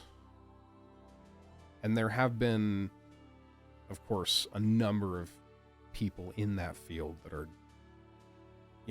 that's the thing that they do. A really easy example, I believe his name is Dave Arnold in the cocktail sphere. He wrote a book called Liquid Intelligence that is a sort of scientific view of how to mix cocktails. And he took ideas that just were sort of present and then made new things out of them. like created new processes, new practices that elevated and changed recipes into something new. That's artistry in cooking, to me. You know, the ability to make something out of either base parts that already exist and make something entirely new. Hell, even the fancy restaurants that are like, we're going to create a hospitality experience, something that is novel and something that is unique. We're going to, whether it's atmosphere or whether it's plating or just the experience of a multi-course meal, those unique experiences as a hospitality function are artistry. Oh, really? Please tell me that I charged up the replacement batteries.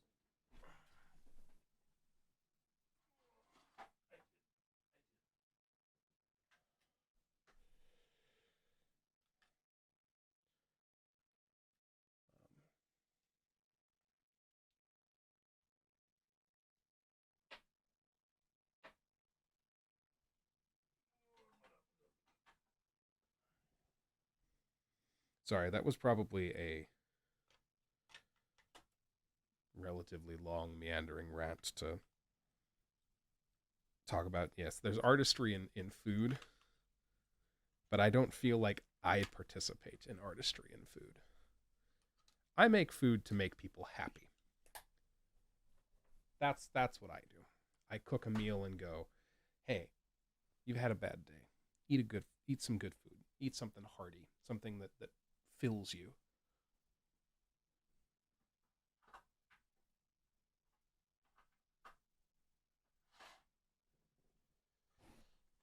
Wake up, hon. Come on. There you go. And I think that in the same way that when I was a singer and did a lot of that, I would execute music that someone else wrote, that someone else directed me on how to perform. I was very good at executing it well. But to create that sort of thing from nothing, I think is a whole nother task. It's a whole nother level. Yes, I'd like to give credit to performance of art. Absolutely. There is a lot of skill and dedication that can go into the performance of an art outside of the creation aspect, for sure. And there are wonderful, especially in music, there are wonderful performers who may not have ever written a single piece of original music in their life, but they have a certain sense and a certain artistry in the expression of the song, and there is absolutely artistry in that. I guess I might say it's a different kind. It's a different kind of artistry.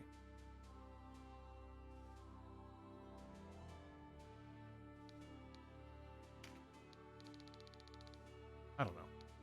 These are the ramblings of a former choir nerd who spends way too much time listening to music and has a lot of opinions on what that means, what those kinds of things mean in relation to art.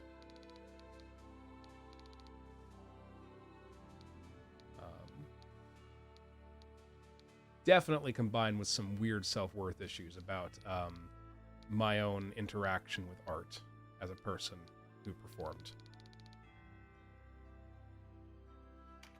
I need like 2 more of these, don't I?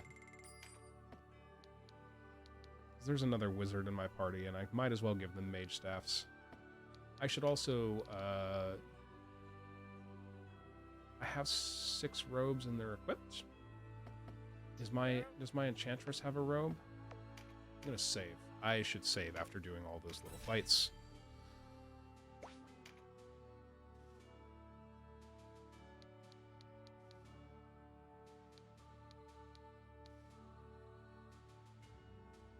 Where is she? She's right there. Minerva. Alright, you're wearing a robe. That's good.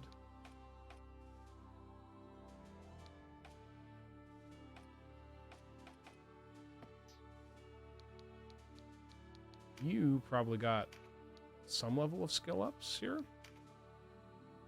You got Sanctuary, you got Recruit, you got Resist Charm, Constitution, Insight.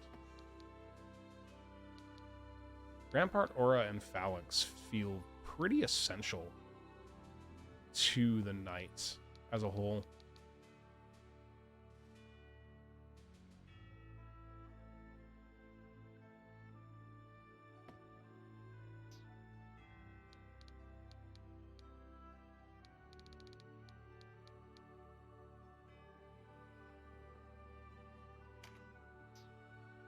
Probably should have leveled Donalto, since he's the actual named character that I got out of that one section. Probably is a good idea to have him be, like, an actual unit.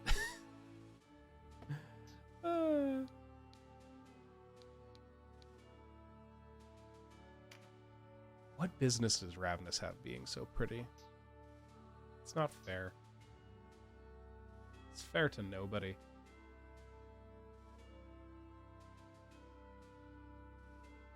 Okay, I've saved. Let's try and do this fight again and actually see if we can succeed this time.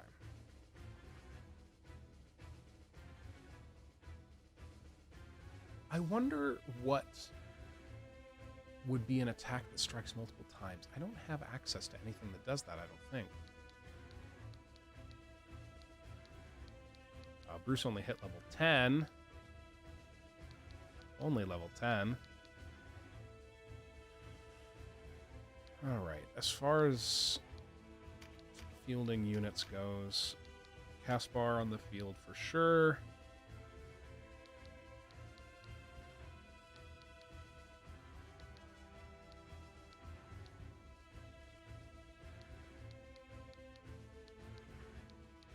I think running two of my my two clerics is a good idea. Certainly feels like a good idea. Oh, let's get Sarah.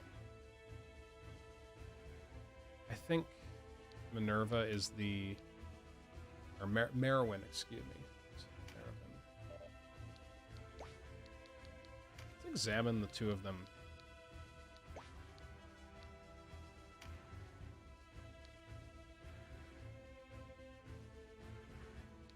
Can I, like, sort by class?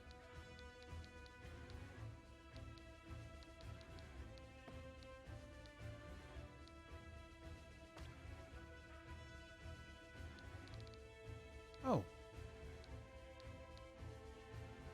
Kashua is not a cleric. She is a priest. I wasn't aware. White Knights.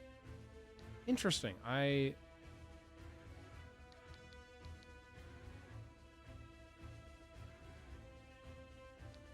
want more Vartans. I want more Vartans. Badly. Quite badly. Learning things.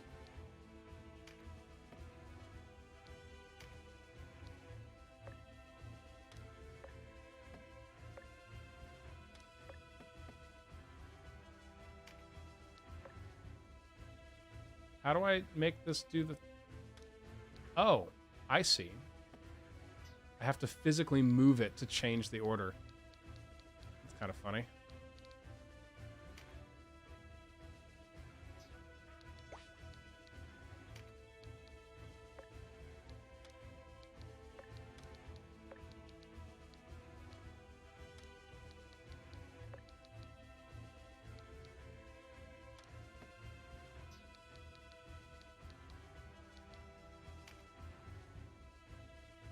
Now, as far as stats go, technically Sarah does a little more damage with the great bow.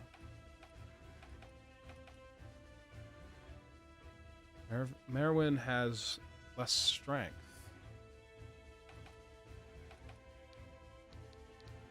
Did I get something I can replace this with? Yeah, back attack. Dope.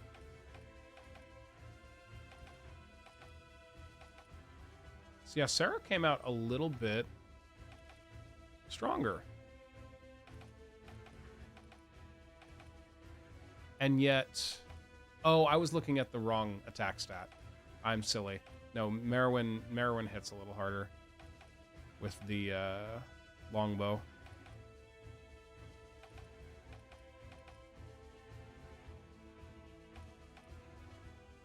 Ooh, you have a finishing move now. What do? Short-range spear attack, piercing to a single target with a jet black lance of anguish.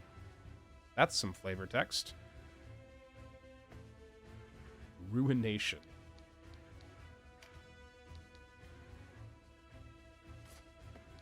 Probably a good idea to give you some of the heavier stuff that I have.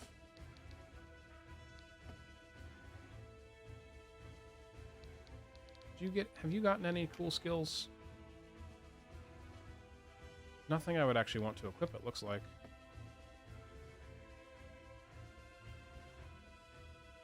Finishing moves are learned at proficiency 10. Yeah, I picked that up. It did say to me that finishing moves came from getting skills up to their maximum or something like that. And I figured, you know, since I had gotten one, that maximum must be 10.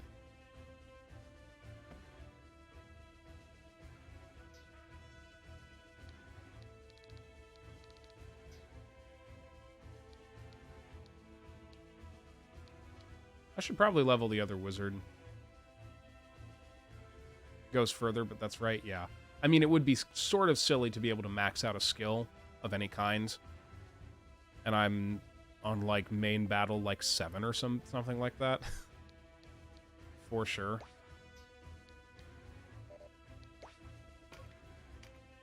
Or at the least, there would have to be another form of progression.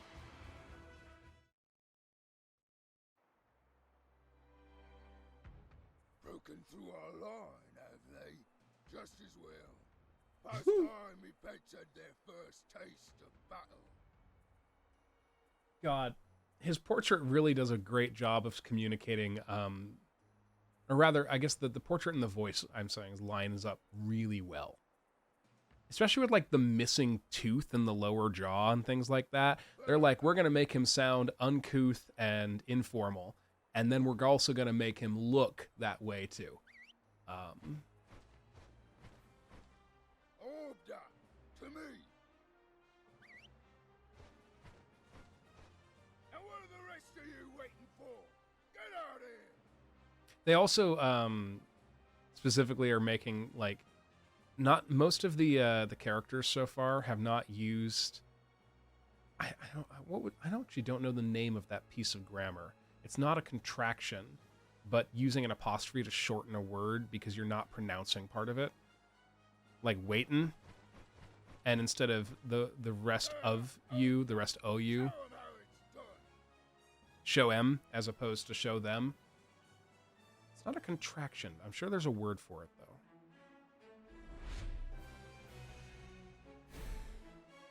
Was it raining last time? I actually don't remember if it was.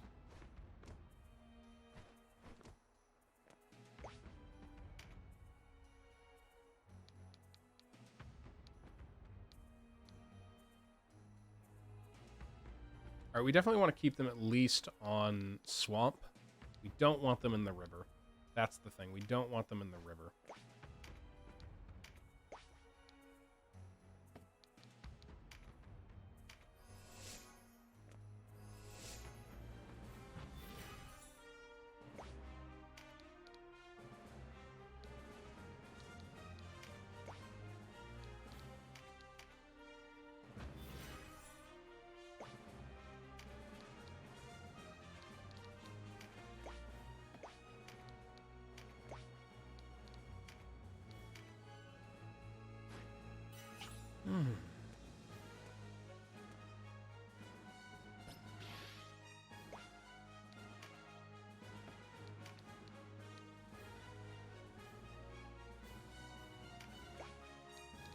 I think I also probably should be a little bit more aggressive than I was last time. Because at the least, not picking up cards is a huge, like a huge, what's the word? Disadvantage. That's the word, disadvantage.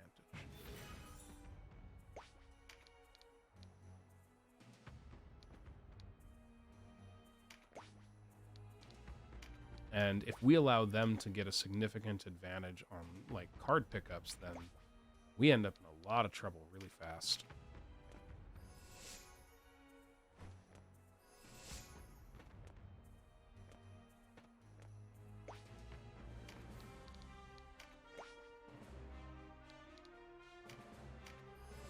Oh, I still didn't put a heal on Bruce. I should have done that. Is he in river? No, he's in swamp. See, if we can get some of them into river and force them to be on the river, then we can at least have some level of advantage that way.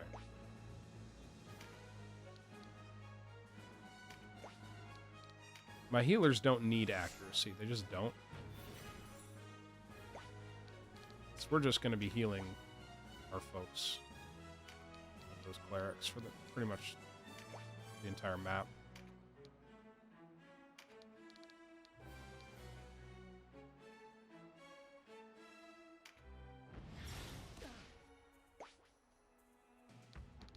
We can still probably try and do some work by holding here a little bit.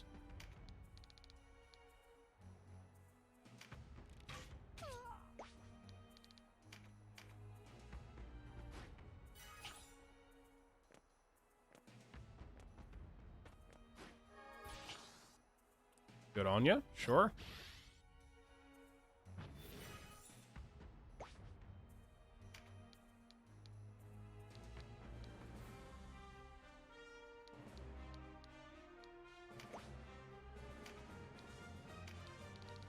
That guy in range? Just barely not.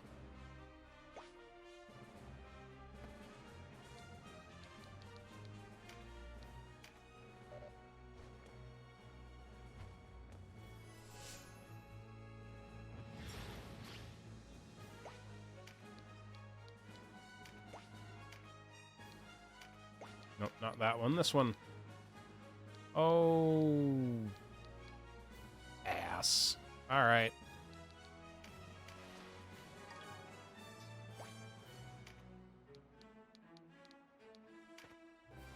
All right, let's try and pick up some cards with Canopus and shoot some motherfuckers. So he'll be able to live through a lot. And he's got a huge health pool in comparison to a lot of characters.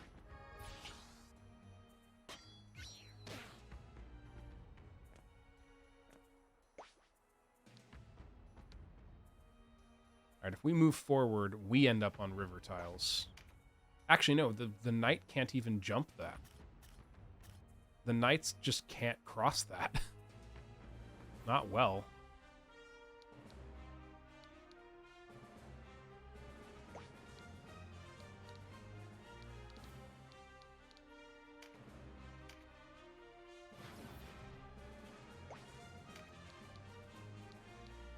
That's sort of interesting. I would have thought that they'd be able to sort of go diagonally, because it says they can jump, but I guess the jump requires that it be in a straight line.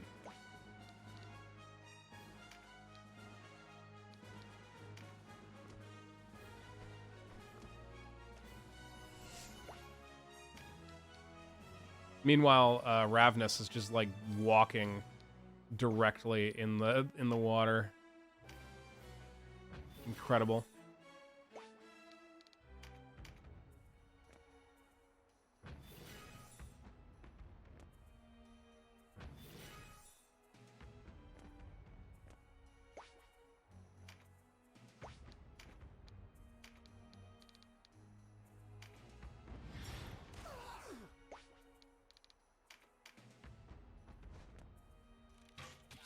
Oh, you could just not. That'd be really cool of you. Ooh, I wanted that. I wanted that one. Why'd you gotta do that?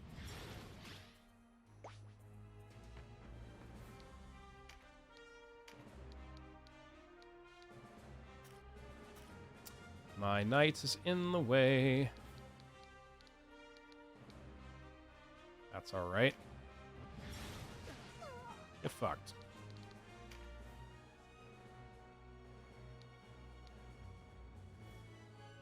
Yeah, see, we're gonna get hit from the upper side there.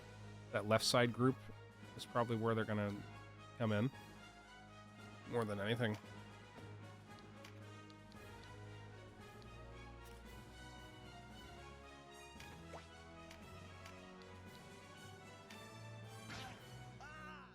Nice. Oh, that was nice.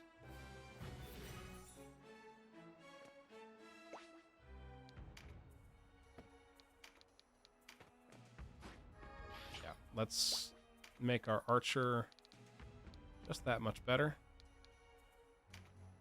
Let's make good use of her.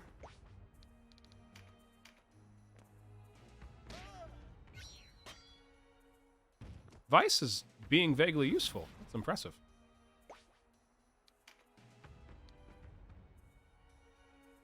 Nobody really needs to be healed outside of Minerva here for just a little bit.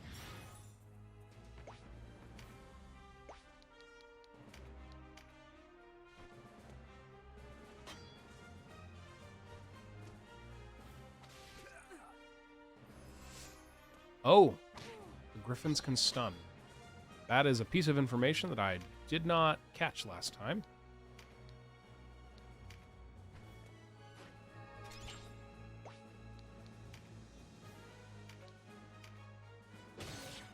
Ooh! Love that.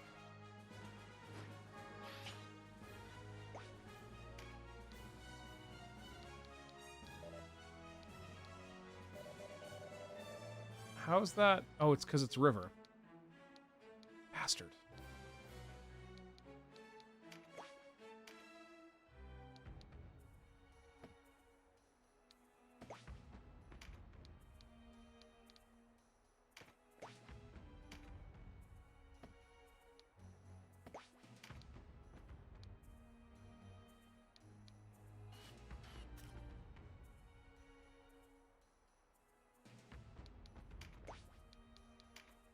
I mean, in a way, I guess this is pretty much the best that I can do.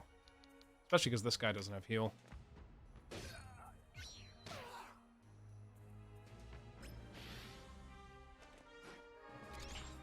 Oh, I forgot. Ravnus isn't a knight. Ravnus is a Valkyrie. That's why she can go in the water. It's a specific trait of the Valkyries and the rune fencers. Totally forgot about that, to be honest. I can't quite heal Vice. Can't quite do it. You're just gonna have to deal with it, bud.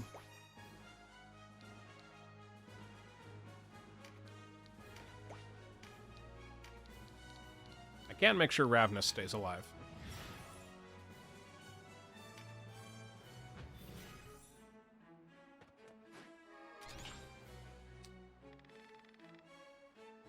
Yep, go ahead. Do that thing that you do. I should look and see if I can give Kashua some actual attack spells. If she's a priest class and it specifically states that she can, I should probably have her do more than heal. This left side with Ravnus is like a bad situation. She is not in a good way.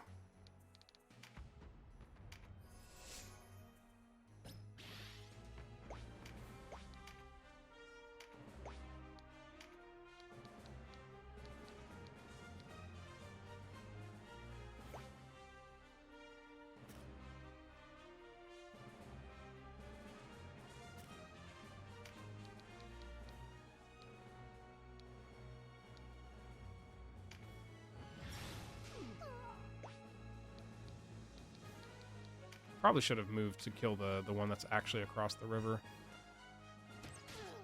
But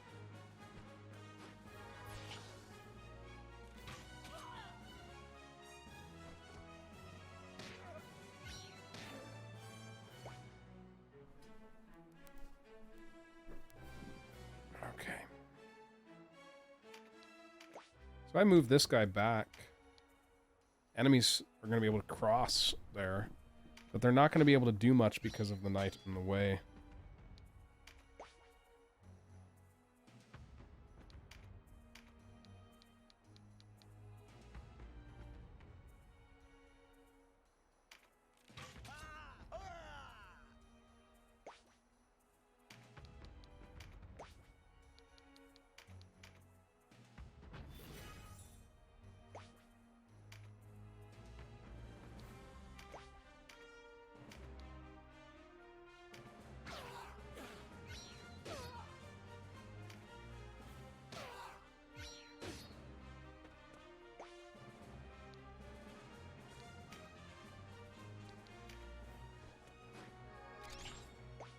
double crit and 1 damage bonus.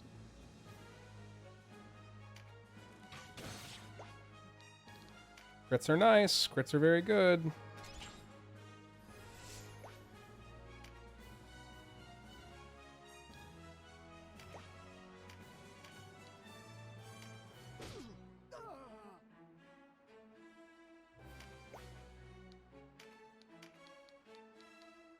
Let's heal Vice for all the good that it's going to do, but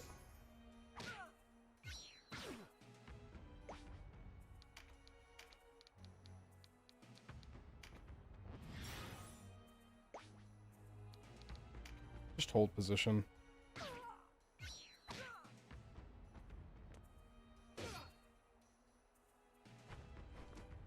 Hi there. How you doing, Mr. Griffin? Don't appreciate your presence particularly.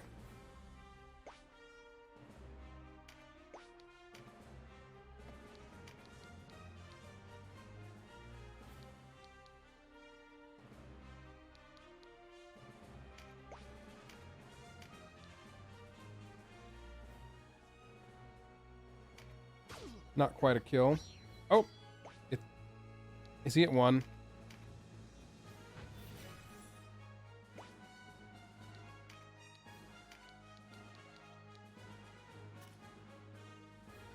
Three. Well, let's... Where are you in the turn order? A little bit ways away. Get fucked. Rocks from the sky, motherfucker.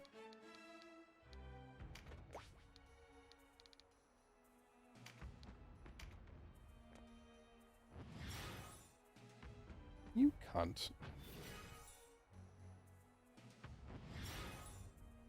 Vice, you better do something useful with that health you just got. Mage picking up the physical. Gotta love that. That's no bueno. Oh, that's no bueno. She gonna leave? Depart before I am... Yeah, losing her right there is pretty annoying.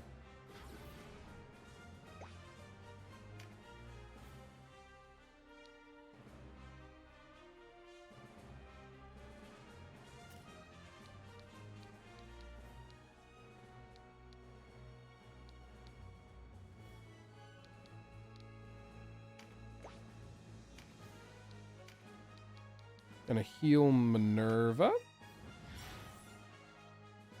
This is not great positioning, to be honest, but...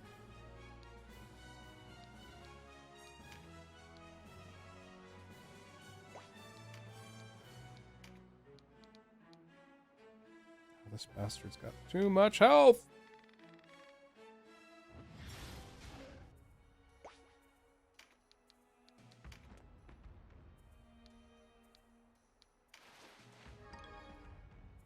Peregrine's Mark.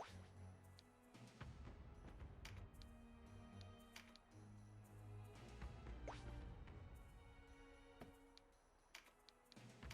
pick up another card for him. He's fully kitted out. There's that crit. We love it. Now he can probably just go around the map being a menace from here on.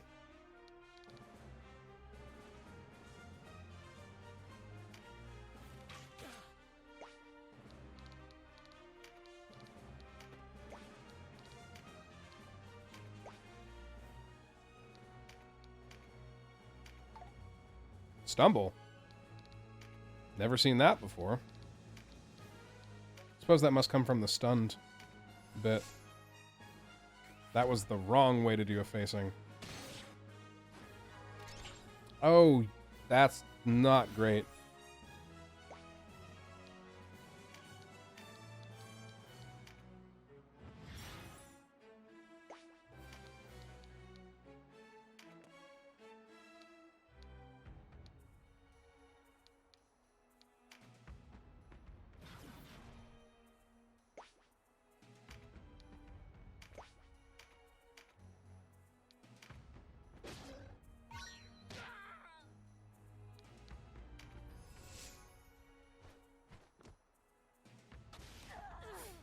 Why you gotta do that, bud?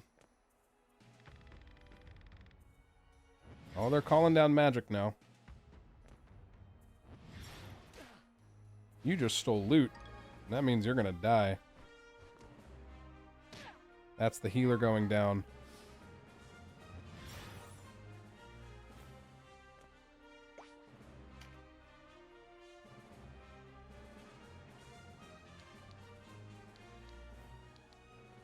Do I shoot for the card?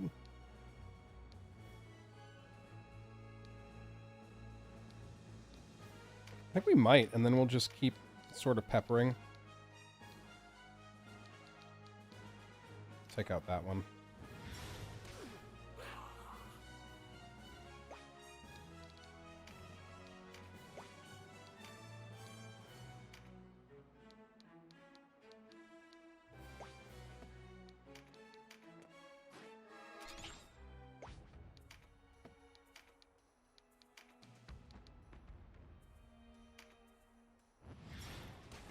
Now, I've got someone with a Blessing Stone around there somewhere, for sure. I want what you just got.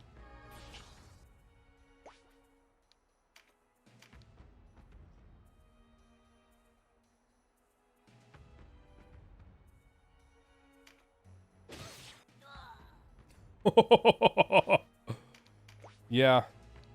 Seems good.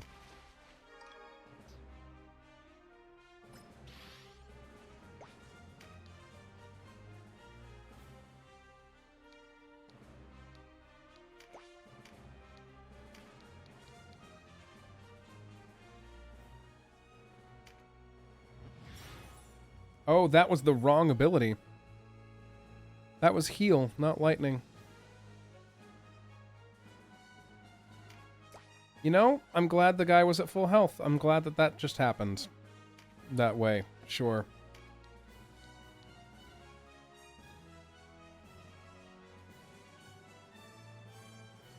We put this knight right here.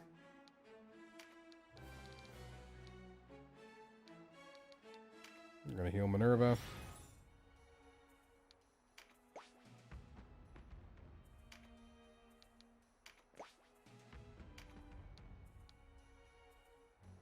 That just removes sleep and charm. Nothing of particular use.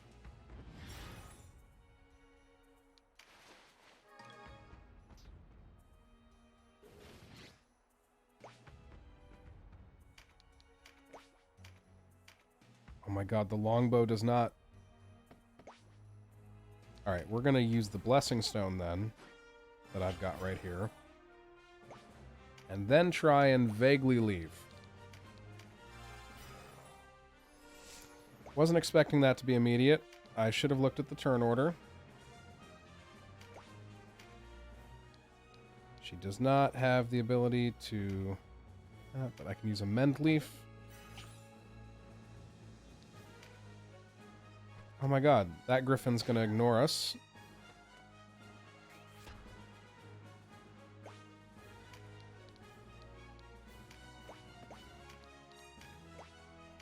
And we're on solid ground, so the knights can actually move now. Why did you have to do that?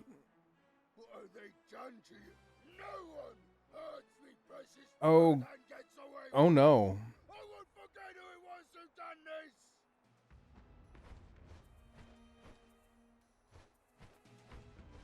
Really? Oh, he's just leaving. He's just leaving?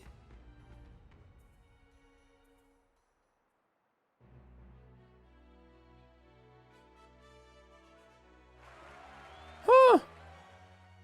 I wasn't expecting that at all, to be honest.